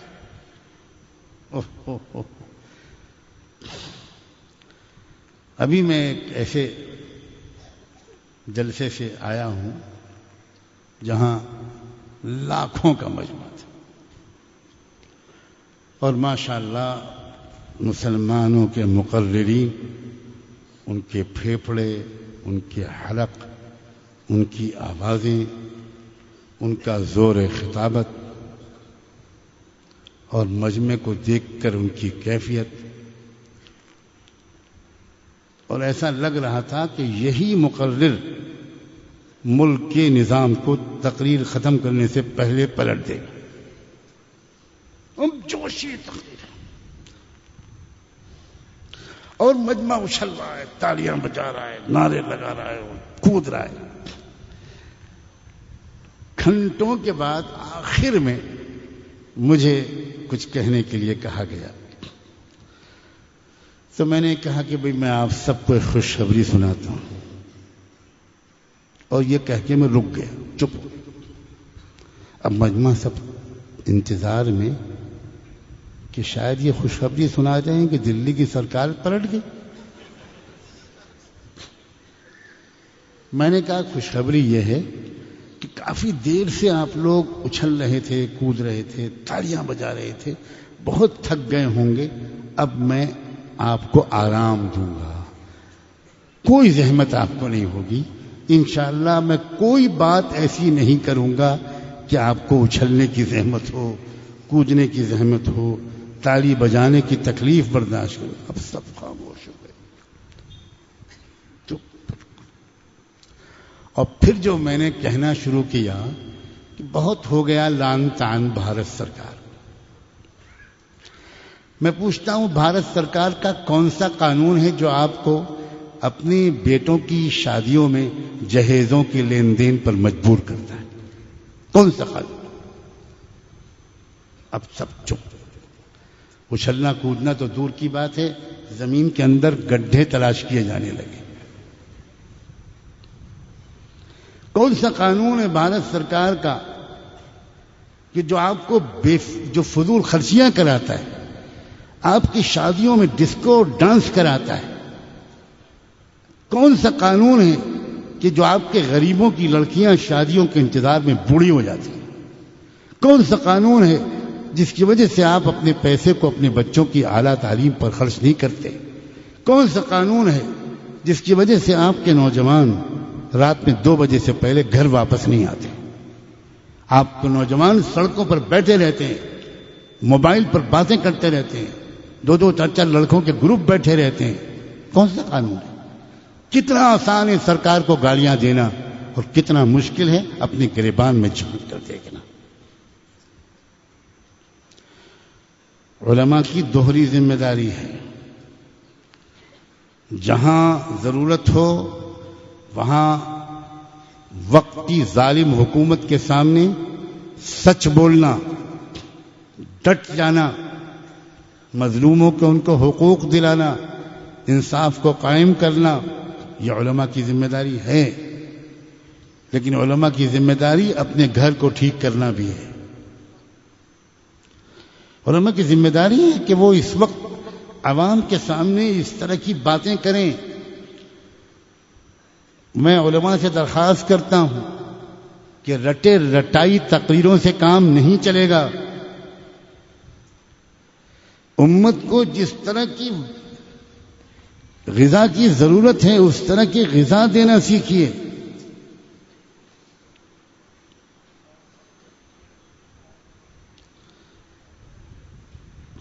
ہمیں بالکل تسلیم کرنا پڑے گا کہ ہمارے اکثر مرد اپنی بیویوں کے ساتھ شریعت اسلامی کے حسین بتائے ہوئے نظام کے مطابق معاملہ نہیں کرتے. اور ہماری بہت سی بچیاں اور بیٹیاں بھی اپنے شوہروں کے ساتھ وہ سلوک نہیں کرتی جو شریعت ان کو سکھاتی. بالکل اعتراف ہونا چاہیے. عجیب بات ہے، ہم تقابل کرنے لگتے ہیں. ٹھیک ہے، کسی مناسب جگہ پر وہ تقابل بھی پیش کیا جانا غلط نہیں ہے. ہم تقابل پیش کرنے لگتے ہیں کہ فلاں سماج میں اتنی طلاقیں ہوتی ہیں، ہمارے سماج میں اس سے کم طلاقیں ہوتی ہیں. لیکن جتنی طلاقیں ہمارے سماج میں ہو رہی ہیں، کیا وہ شریعت کے مطابق ہے؟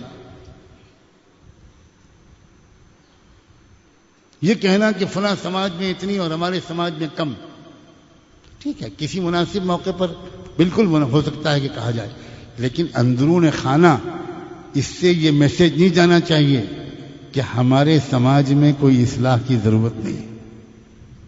سفید کپڑے پر چھوٹا سا دھبا بھی دور سے نظر آتا ہے. دنیا کی قومیں اگر مسلمانوں کو طعنہ دے رہی ہیں تو کہیں نہ کہیں ان کے اندر، ان کے تحت شعور میں ایک چھپا ہوا یہ اعتراف شامل ہے کہ مسلمانوں، ہمیں تم سے یہ امید نہیں تھی.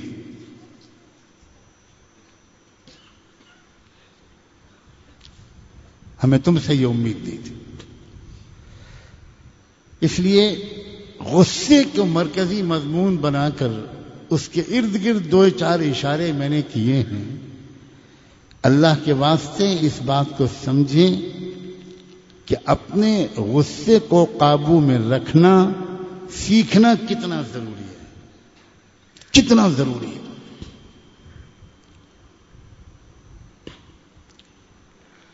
یاد رکھیں، ہر ایک میں کچھ خامیاں ہوتی ہیں اور ہر ایک میں کچھ خوبیاں ہوتی ہیں.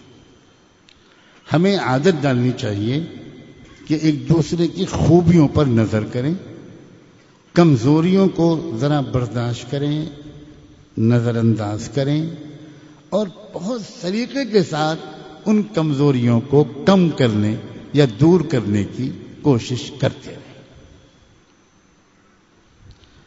حضور صلی اللہ علیہ وسلم نے کوئی ضروری بات نہ بتائی ہو، یہ کوئی بے خبر ہی کہہ سکتا ہے.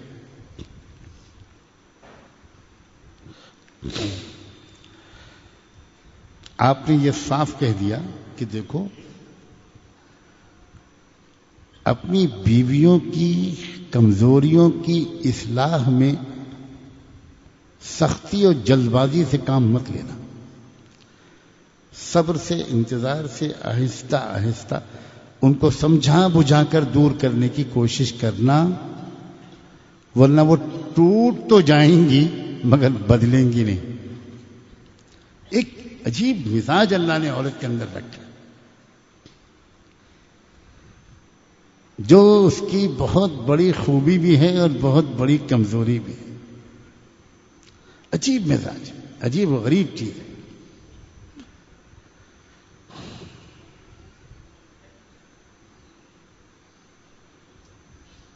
کسی قسم کی تربیت لیے بغیر ہم نکاح کر لیتے ہیں، گھر بسا لیتے ہیں، اور شادی سے پہلے ایک بھی سبق نہیں لیتے کہ بھئی اب ایک نئی زندگی شروع ہونے والی ہے، اس کو کامیابی اور خوشگواری کے ساتھ گزارنے کے طریقے کیا ہیں. کوئی نہیں پوچھتا. بہت تیاریاں ہوتی ہیں شادی کی، مگر اس لائن کی تیاری نہیں ہوتی. ایک بہت حسین سا خواب لڑکی بھی دیکھتی ہے اور بہت حسین خواب لڑکا بھی دیکھتا ہے. ایک طرف عشق ہوتا ہے، ایک طرف حسن ہوتا ہے، اور صاحبزادے سوچ رہے ہوتے ہیں کہ بس ہو جائے شادی، پھر تو جنت الفردوس کا مزہ آئے گا، سارے مسئلے ختم، پریشانیاں ختم، مزہ آئے گا. اور وہ بھی سوچ رہی ہوتی ہے کہ واہ شاءاللہ، ممتاز محل بنوں گی، ممتاز کیا ہوگا، یہ ہوگا. یہ بھی اللہ میاں نے مصلحتاً ذرا کچھ ادھر رکھ دیا، کچھ ادھر رکھ دیا کیونکہ ان دونوں کو پہلے سے اگر اندازہ ہو جائے کہ بعد میں کیا ہوگا تو کوئی بھی شادی کرنے کی غلطی نہ کرے. دیکھو جتنے لوگ ہنسے ہیں نا یہ سب تصدیق کر رہے ہیں کہ ہاں ہمارے ساتھ ایسے ہی ہوا. میں آپ کی تصدیق کا شکریہ ادا. لیتنی لو استقبلت ما استدبرت، جو میرا حشر بعد میں ہوا اگر مجھے پہلے معلوم ہوتا.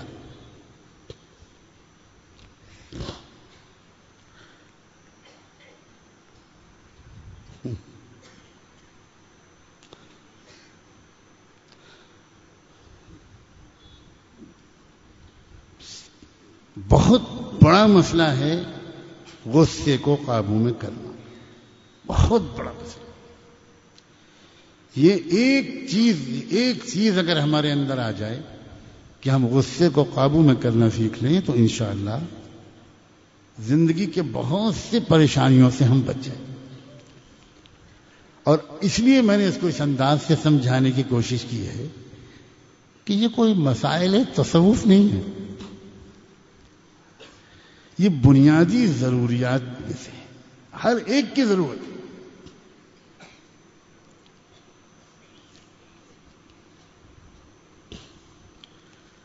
یہ زندگی ہمیشہ نرم اور گرم، کھٹی اور میٹھی دونوں قسم کے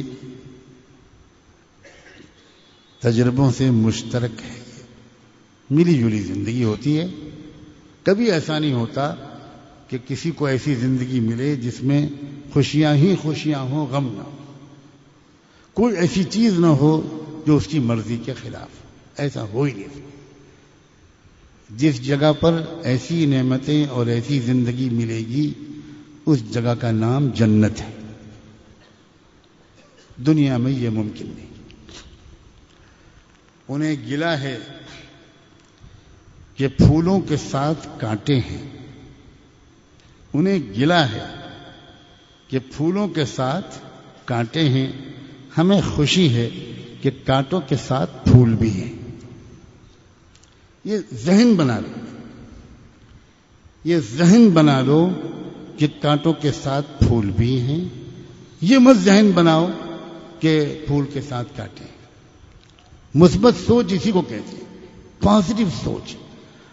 بہت خوش نصیب ہے وہ انسان اپنی گھریلو زندگی میں بھی، اپنی معاشرتی زندگی میں بھی، اپنی قومی زندگی میں بھی جس کی سوچ مثبت ہو. اس کے بڑے زبردست فائدے ہیں. انسان نہایت منفی قسم کے حالات میں بھی مثبت امکانات دیکھ لیتا ہے اور کبھی گھبراتا نہیں، مایوس نہیں ہوتا، پینک میں نہیں آتا، بلکہ بہت سمجھداری کے ساتھ حالات کا اور چیلنجز کا مقابلہ کرتا. اللہ تعالی ان باتوں کو ایک ضروری نصیحتیں، زندگی کی انتہائی بنیادی ضروریات سمجھ کر سننے اور ان کے تقاضوں پر قدم اٹھانے کی توفیق.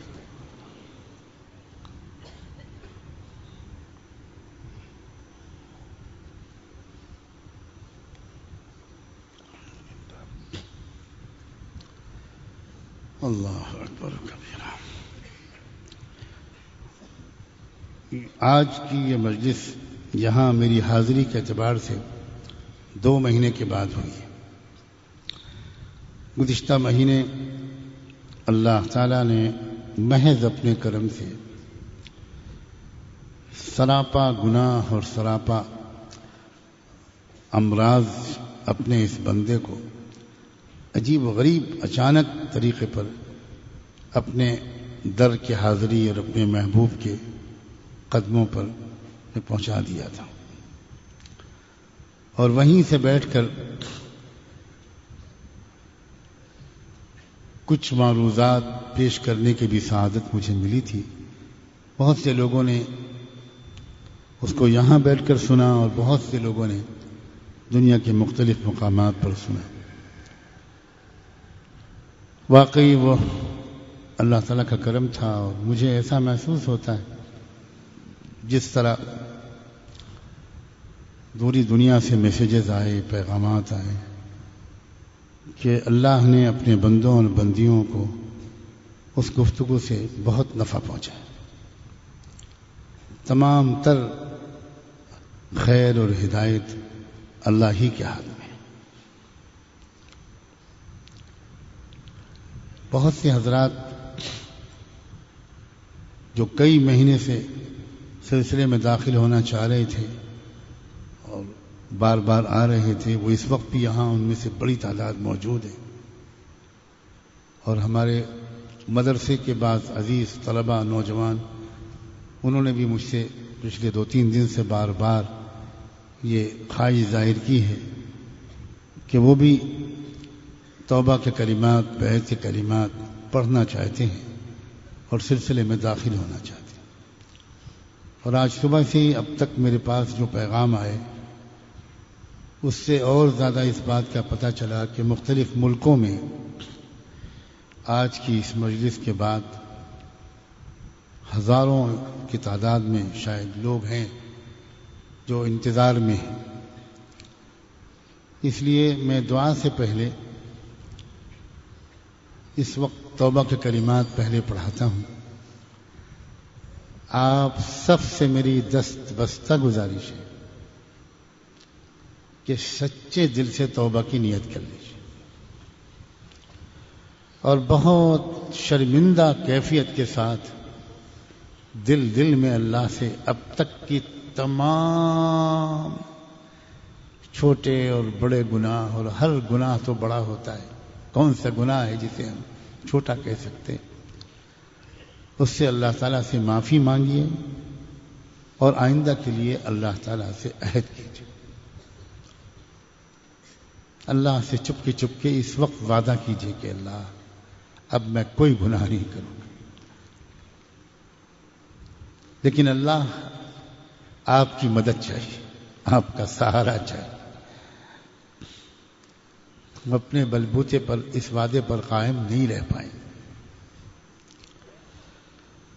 سچے دل سے توبہ اور بیعت کی نیت سے وہ کلمات سنیے جو میں پڑھوں، اور پھر ان کلمات کو دہرائیے۔ بسم اللہ الرحمن الرحیم۔ لا الہ الا اللہ محمد الرسول اللہ صلی اللہ علیہ وسلم۔ اشہد ان لا الہ الا اللہ واشہد ان محمدا عبدہ ورسولہ صلی اللہ علیہ وسلم۔ آمنت باللہ وملائکتہ وکتبہ ورسلہ والیوم الآخر والقدر خیرہ وشرہ من اللہ تعالی والبعث بعد الموت۔ آمنت باللہ كما هو بأسمائه وصفاته وقبلت جميع أحكامه إقرارا باللسان وتصديقا بالقلب۔ أستغفر الله ربي من كل ذنب وأتوب إليه۔ أستغفر الله ربي من كل ذنب وأتوب إليه۔ أستغفر الله ربي من كل ذنب وأتوب إليه۔ اللہ تعالی قبول فرما لے اور اس عہد پر قائم رہنا ہم سب کے لیے آسان کر۔ عزیزو، صبح اور شام اللہ کے ذکر کے لیے الگ بیٹھ جانا، اللہ کو یاد کرنا، اللہ تعالیٰ سے لو لگانا، یہ صبح شام کا یہ عمل جو ہوتا ہے یہ ایک تاثیر رکھتا ہے اپنے اندر۔ جب کوئی بندہ صبح شام معمولات کی پابندی کرتا ہے یا کوئی اللہ کی بندی معمولات کی پابندی کرتی ہے تو سب سے پہلا تو فائدہ اس کو یہ پہنچتا ہے کہ گناہوں سے نفرت پیدا ہونے لگتی اور گناہ چھوڑنا آسان ہو جاتا۔ شیطان اس بات کی بہت کوشش کرتا ہے کہ معمولات کی پابندی نہ ہو۔ اللہ سے ہم کو روزانہ مدد مانگنی ہے کہ ہم مرتے دم تک معمولات کی پابندی کر سکیں۔ سب سے پہلا معمول ہے روزانہ صبح و شام اپنے گناہوں پر شرمندگی کے ساتھ اللہ سے معافی مانگیں۔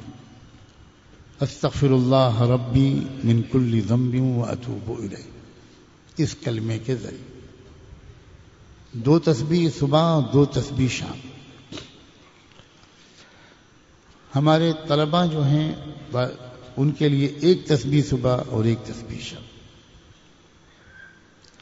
درود شریف اللہم صلی علی سیدنا محمد وعلی آل سیدنا محمد وبارک وسلم، یہ والا درود شریف، اس کی بھی 2 تسبیح صبح 2 تسبیح شام۔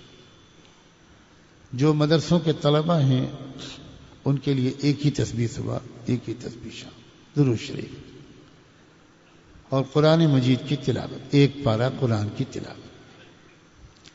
اور چوتھا مراقبہ، عجیب تاثیر رکھی ہے اللہ نے اس ذکر قلبی میں، جس کا حکم اللہ نے خود قرآن میں دیا ہے۔ وَاذْكُرْ رَبَّكَ فِي نَفْسِكَ تَضَرُّعًا وَخِيفَةً وَدُونَ الْجَهْرِ مِنَ الْقَوْلِ۔ اللہ تعالیٰ نے قرآن میں ذکر کے 2 طریقے بتائے۔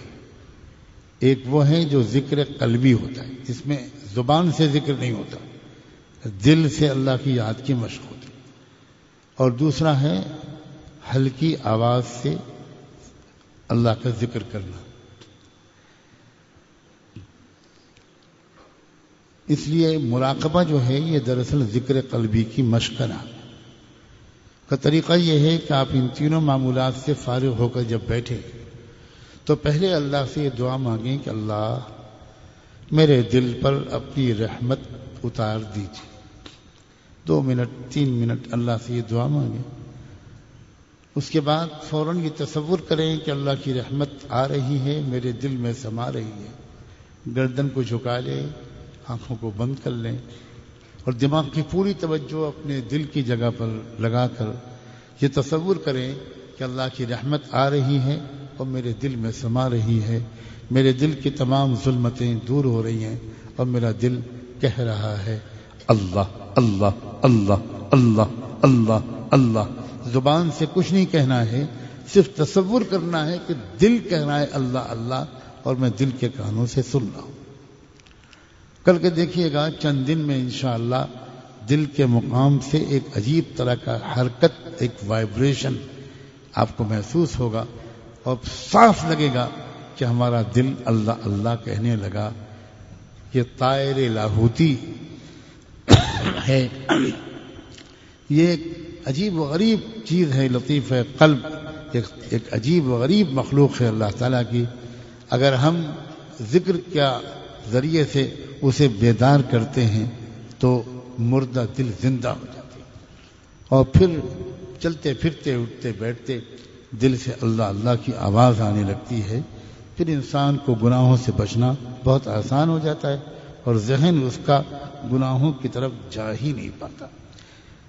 اللہ ہم کو بھی ایسا خوش نصیب بنا دے، ہم کو بھی ایسی زندگی گزروا دے جس میں ہم گناہوں کے خیالات سے بھی محفوظ ہو جائیں۔ بس اس کے بعد دعا ہوگی۔ لیکن دیکھیے، ایک آپ سب سے مجھ بیمار کی اصرار کے ساتھ گزارش ہے، آپ دعا کے بعد اٹھیں گے نہیں۔ میں جتنی لمبی بات میں نے کر لی، اتنی لمبی بات کا نہ ارادہ تھا اور نہ سکت تھی، لیکن جب میں بیٹھتا ہوں تو پتہ نہیں کیا ہوتا ہے مجھے کہ میں جی چاہتا ہے کہ کسی طرح بات کو گھول کر پلا دوں۔ اس لیے میری دعا کے بعد شاید میں بیٹھ نہ سکوں اور اٹھ کر چلا جاؤں، لیکن کیا آپ سب بیٹھے رہیں گے یا انتشار؟ کیونکہ اس کے بعد کچھ ضروری اعلانات ہوں گے، کچھ آپ کے سامنے تقاضے رکھے جائیں گے۔ امید ہے کہ آپ اسی طرح بیٹھے رہیں گے۔ چند منٹ کی بات ہے، آئیے اب دعا کے لیے ہاتھ اٹھائیں۔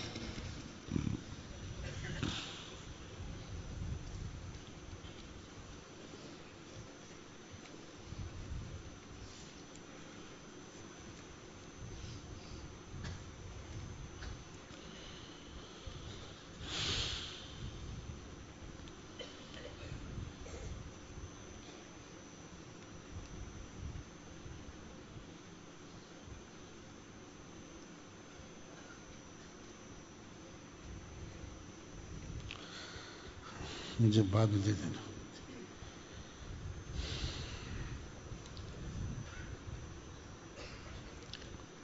سبحان اللہ وبحمدہ، سبحانک اللہم وبحمدک، نشہد ان لا الہ الا انت، نستغفرک ونتوب اللہم صل علی سیدنا محمد وعلی آل سیدنا محمد وبارک وسلم۔ ربنا ظلمنا أنفسنا وإن لم تغفر لنا وترحمنا لنكونن من الخاسرين۔ ربنا ظلمنا أنفسنا ربنا ظلمنا أنفسنا ربنا ظلمنا أنفسنا وإن لم تغفر لنا وترحمنا لنكونن من الخاسرين۔ يا حي يا قيوم يا حي يا قيوم برحمتك نستغيث، أصلح لنا شأننا كله ولا تكلنا إلى أنفسنا طرفة عين، فإنك إن تكلنا إلى أنفسنا تكلنا إلى ضعف وعورة وذنب وخطيئة۔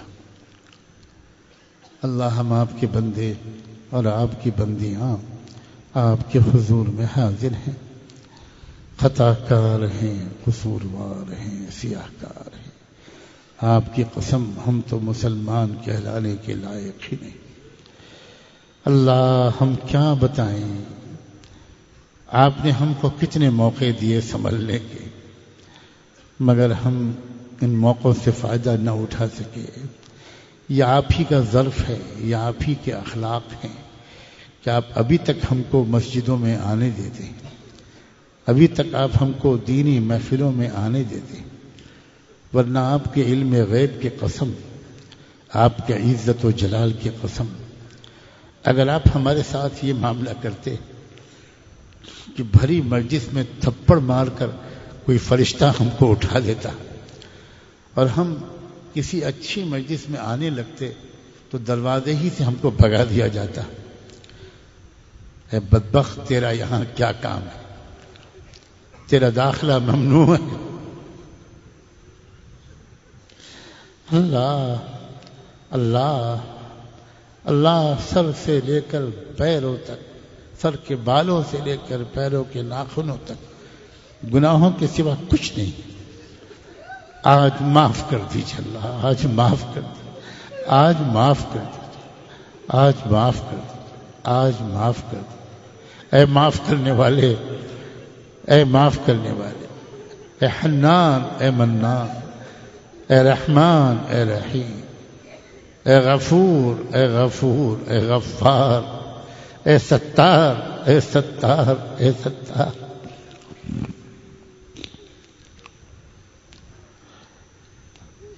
اللہ کب ہوگی ہماری اصلاح؟ اللہ ہمیں اپنی اصلاح کی فکر بھی تو نہیں پیدا ہو رہی. اللہ اس غفلت سے نکال دیجیے. اللہ اس غفلت سے نکال دیجیے. اے اللہ آج آپ کو ہم منا کر چھوڑیں گے. آج ہم آپ کو منائیں گے. آج منانے کے لیے آئے ہیں. اللہ کوئی تو ہوگا اس مجمع میں, کوئی تو ہوگا. اللہ کوئی تو ہوگا جس کی آمین آپ کو پسند ہو. کتنے غریب بھائی ایسے ہیں جو بڑی مشکل سے کرایہ ادا کر کے آ پاتے ہیں. کتنے مزدوری کرنے والے 2 دن کی مزدوری کا ناغہ کر کے آتے ہیں. اور ان کی بیویاں مجھے معلوم ہے بہت خلوص کے ساتھ ان کو رخصت کرتی ہے, خوشی خوشی ان کو رخصت کرتی. اللہ جن امیدوں کے ساتھ ہمارے بچے ہمیں رخصت کرتے ہیں, اللہ ہمیں یہ بھی معلوم ہے کہ ہم میں سے بہت سے ساتھی جب نکلتے ہیں تو ان کا 6-7 سال کا بچہ کہتا ہے ابو جی ہمارے لیے بھی دعا کر دیجیے. اللہ ان معصوم بچوں کی امیدوں کی لاج رکھ لیجیے. اللہ ان معصوم بچوں کی امیدوں کی لاج رکھ. اللہ بوڑھے ساتھی سفید داڑھی والے وہ اکیلے میں آ کر پھوٹ کے روتے ہیں اور کہتے ہیں کہ 60-70 سال کا ہو گیا مگر ابھی تک بد نظری نہیں چھوٹی. اللہ اس سفید داڑھی کا خیال کر لیجیے. اللہ اس سفید داڑھی کا خیال کر. کتنے نوجوان عزیز بچے جو اپنا راز کسی پر فاش نہیں کر سکتے, ہر ایک سے چھپائے رہتے ہیں, وہ آ کر لکھ کر دیتے ہیں کہ مجھ سے فلاں گناہ ہو چکے. اللہ ان بچوں کی شرمندگی کو قبول فرما. اللہ ان بچوں کی شرمندگی کو قبول فرما. اللہ ہمارے مدرسے کے ہمارے ان عزیز طلباء جو میرے جگر کے ٹکڑے ہیں, اللہ ان سب کو عالم ربانی بنا. اللہ ان سب کو عالم ربانی بنا, عاشق قرآن بنا, عاشق رسول بنا, جامع شخصیت بنا. اے اللہ ایک بار رحمت کی نظر سے ہم سب کو دیکھ لیجئے. اللہ ایک نظر ڈال دیجئے. اللہ ایک نظر. آپ کا کیا بگڑے گا اللہ, آپ کا کیا بگڑے گا.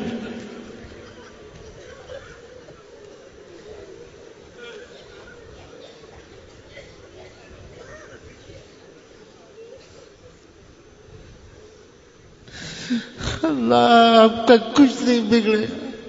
ہمارا کام بن جائے گا. اللہ ہم بچ جائیں گے, ہم ہلاکت سے بچ جائیں گے, ہم جہنم سے بچ جائیں گے, ہم آپ کے غصے سے بچ جائیں گے, ہماری مغفرت ہو جائے. اے اللہ اللہ اللہ اللہ اللہ اللہ اللہ اللہ اللہ.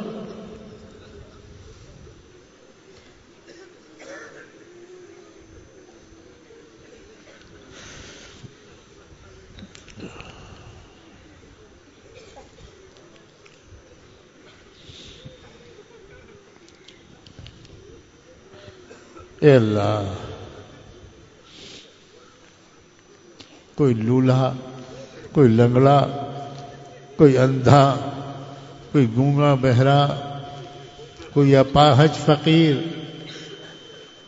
جب ہاتھ پھیلاتا ہے تو اللہ ہر ایک کو کچھ نہ کچھ رحم آ جاتا ہے. اللہ آپ کی قسم ہم ایمان کے لحاظ سے, اسلام کے لحاظ سے اللہ لولے لگڑے اپاہج اندھے بہرے گونگے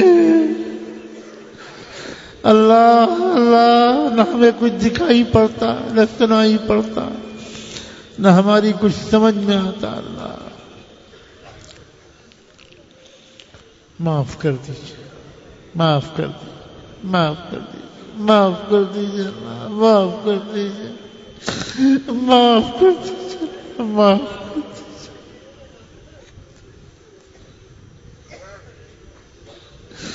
اللہ اللہ ہمارے دل بدل دیجیے، اللہ ہماری اصلاح کر دیجیے۔ اللہ غصے کی عادت پر قابو پانا سکھا دیجیے۔ اللہ کتنے مرتبہ ہم نے آپ کے بندوں اور بندیوں کا دل دکھایا۔ اللہ اللہ اللہ ہمیں معاف کر، اور جس کا ہم نے دل دکھایا اسے ہمیں معاف کرنے اور اس سے ہم کو معافی مانگنے کی توفیق دے۔ اللہ اے رب کریم، اے رب کریم، نہ جانے کتنے لوگوں نے دعاؤں کے لیے لکھا، کسی نے کسی کے اپنے کسی کے انتقال کی خبر دیتے ہوئے دعا کے لیے لکھا، کسی نے کسی مریض کی خبر دیتے ہوئے دعائے صحت کے لیے لکھا۔ بہت سے بندے جو لکھنا چاہتے تھے نہیں لکھ سکے۔ اللہ اپنے کرم سے، اپنے ان بندوں اور بندیوں کی برکت سے سب کی دعاؤں کو قبول فرما، سب کی دعاؤں کو قبول فرما۔ رب کریم اپنے در کی حاضری نصیب فرما، اپنے در کی حاضری نصیب فرما، اپنے در کی حاضری نصیب فرما، اپنے محبوب کے قدموں میں حاضری نصیب فرما، اپنے محبوب کے روزے کی زیارت نصیب فرما، اپنے محبوب کے روزے کی زیارت، بار بار زیارت نصیب فرما، بار بار حاضری نصیب فرما، مقبول حاضری، مقبول حاضری نصیب فرما۔ اے رب کریم، جو حالات ہیں ہمارے ملک میں، جو حالات ہیں اللہ اپنے کرم سے بہتر حالات کی کوئی شکل نکال دیجئے، بہتر حالات کی کوئی راہ نکال دیجئے، شر میں سے خیر کو ظاہر فرما دیجئے، شر میں سے خیر کو ظاہر فرما دیجئے۔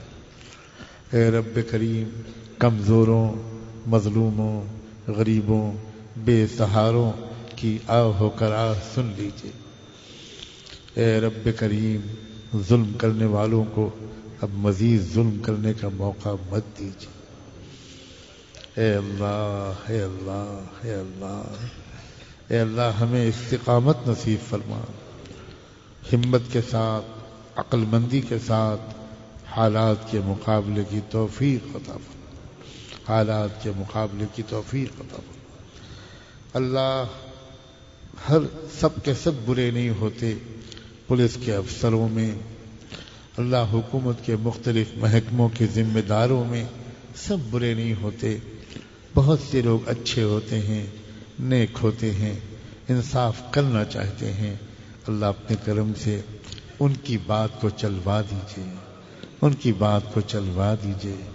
ہمارے ملک کے اندر مختلف مذہبوں، دھرموں کے ماننے والے لوگ رہتے ہیں، مختلف سماجوں اور برادریوں سے تعلق رکھنے والے لوگ رہتے ہیں، سب کو آپس میں مل جل کر رہنے کا سلیقہ سکھا دیجئے۔ اللہ اللہ بد امنی سے، اللہ دہشت گردی سے، ہر طرح کے آتنکواد سے ہمارے ملک کی اور پوری دنیا کی حفاظت فرما۔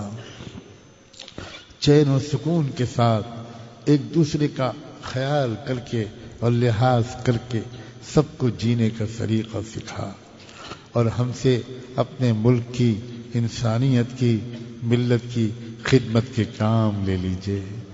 اللہ قبول کر لیجئے، اللہ قبول کر لیجئے، اللہ قبول کر لیجئے۔ اللہ ہمیں کام کے لائق بنا دیجئے، اللہ ہمیں کام کے لائق بنا دیجئے۔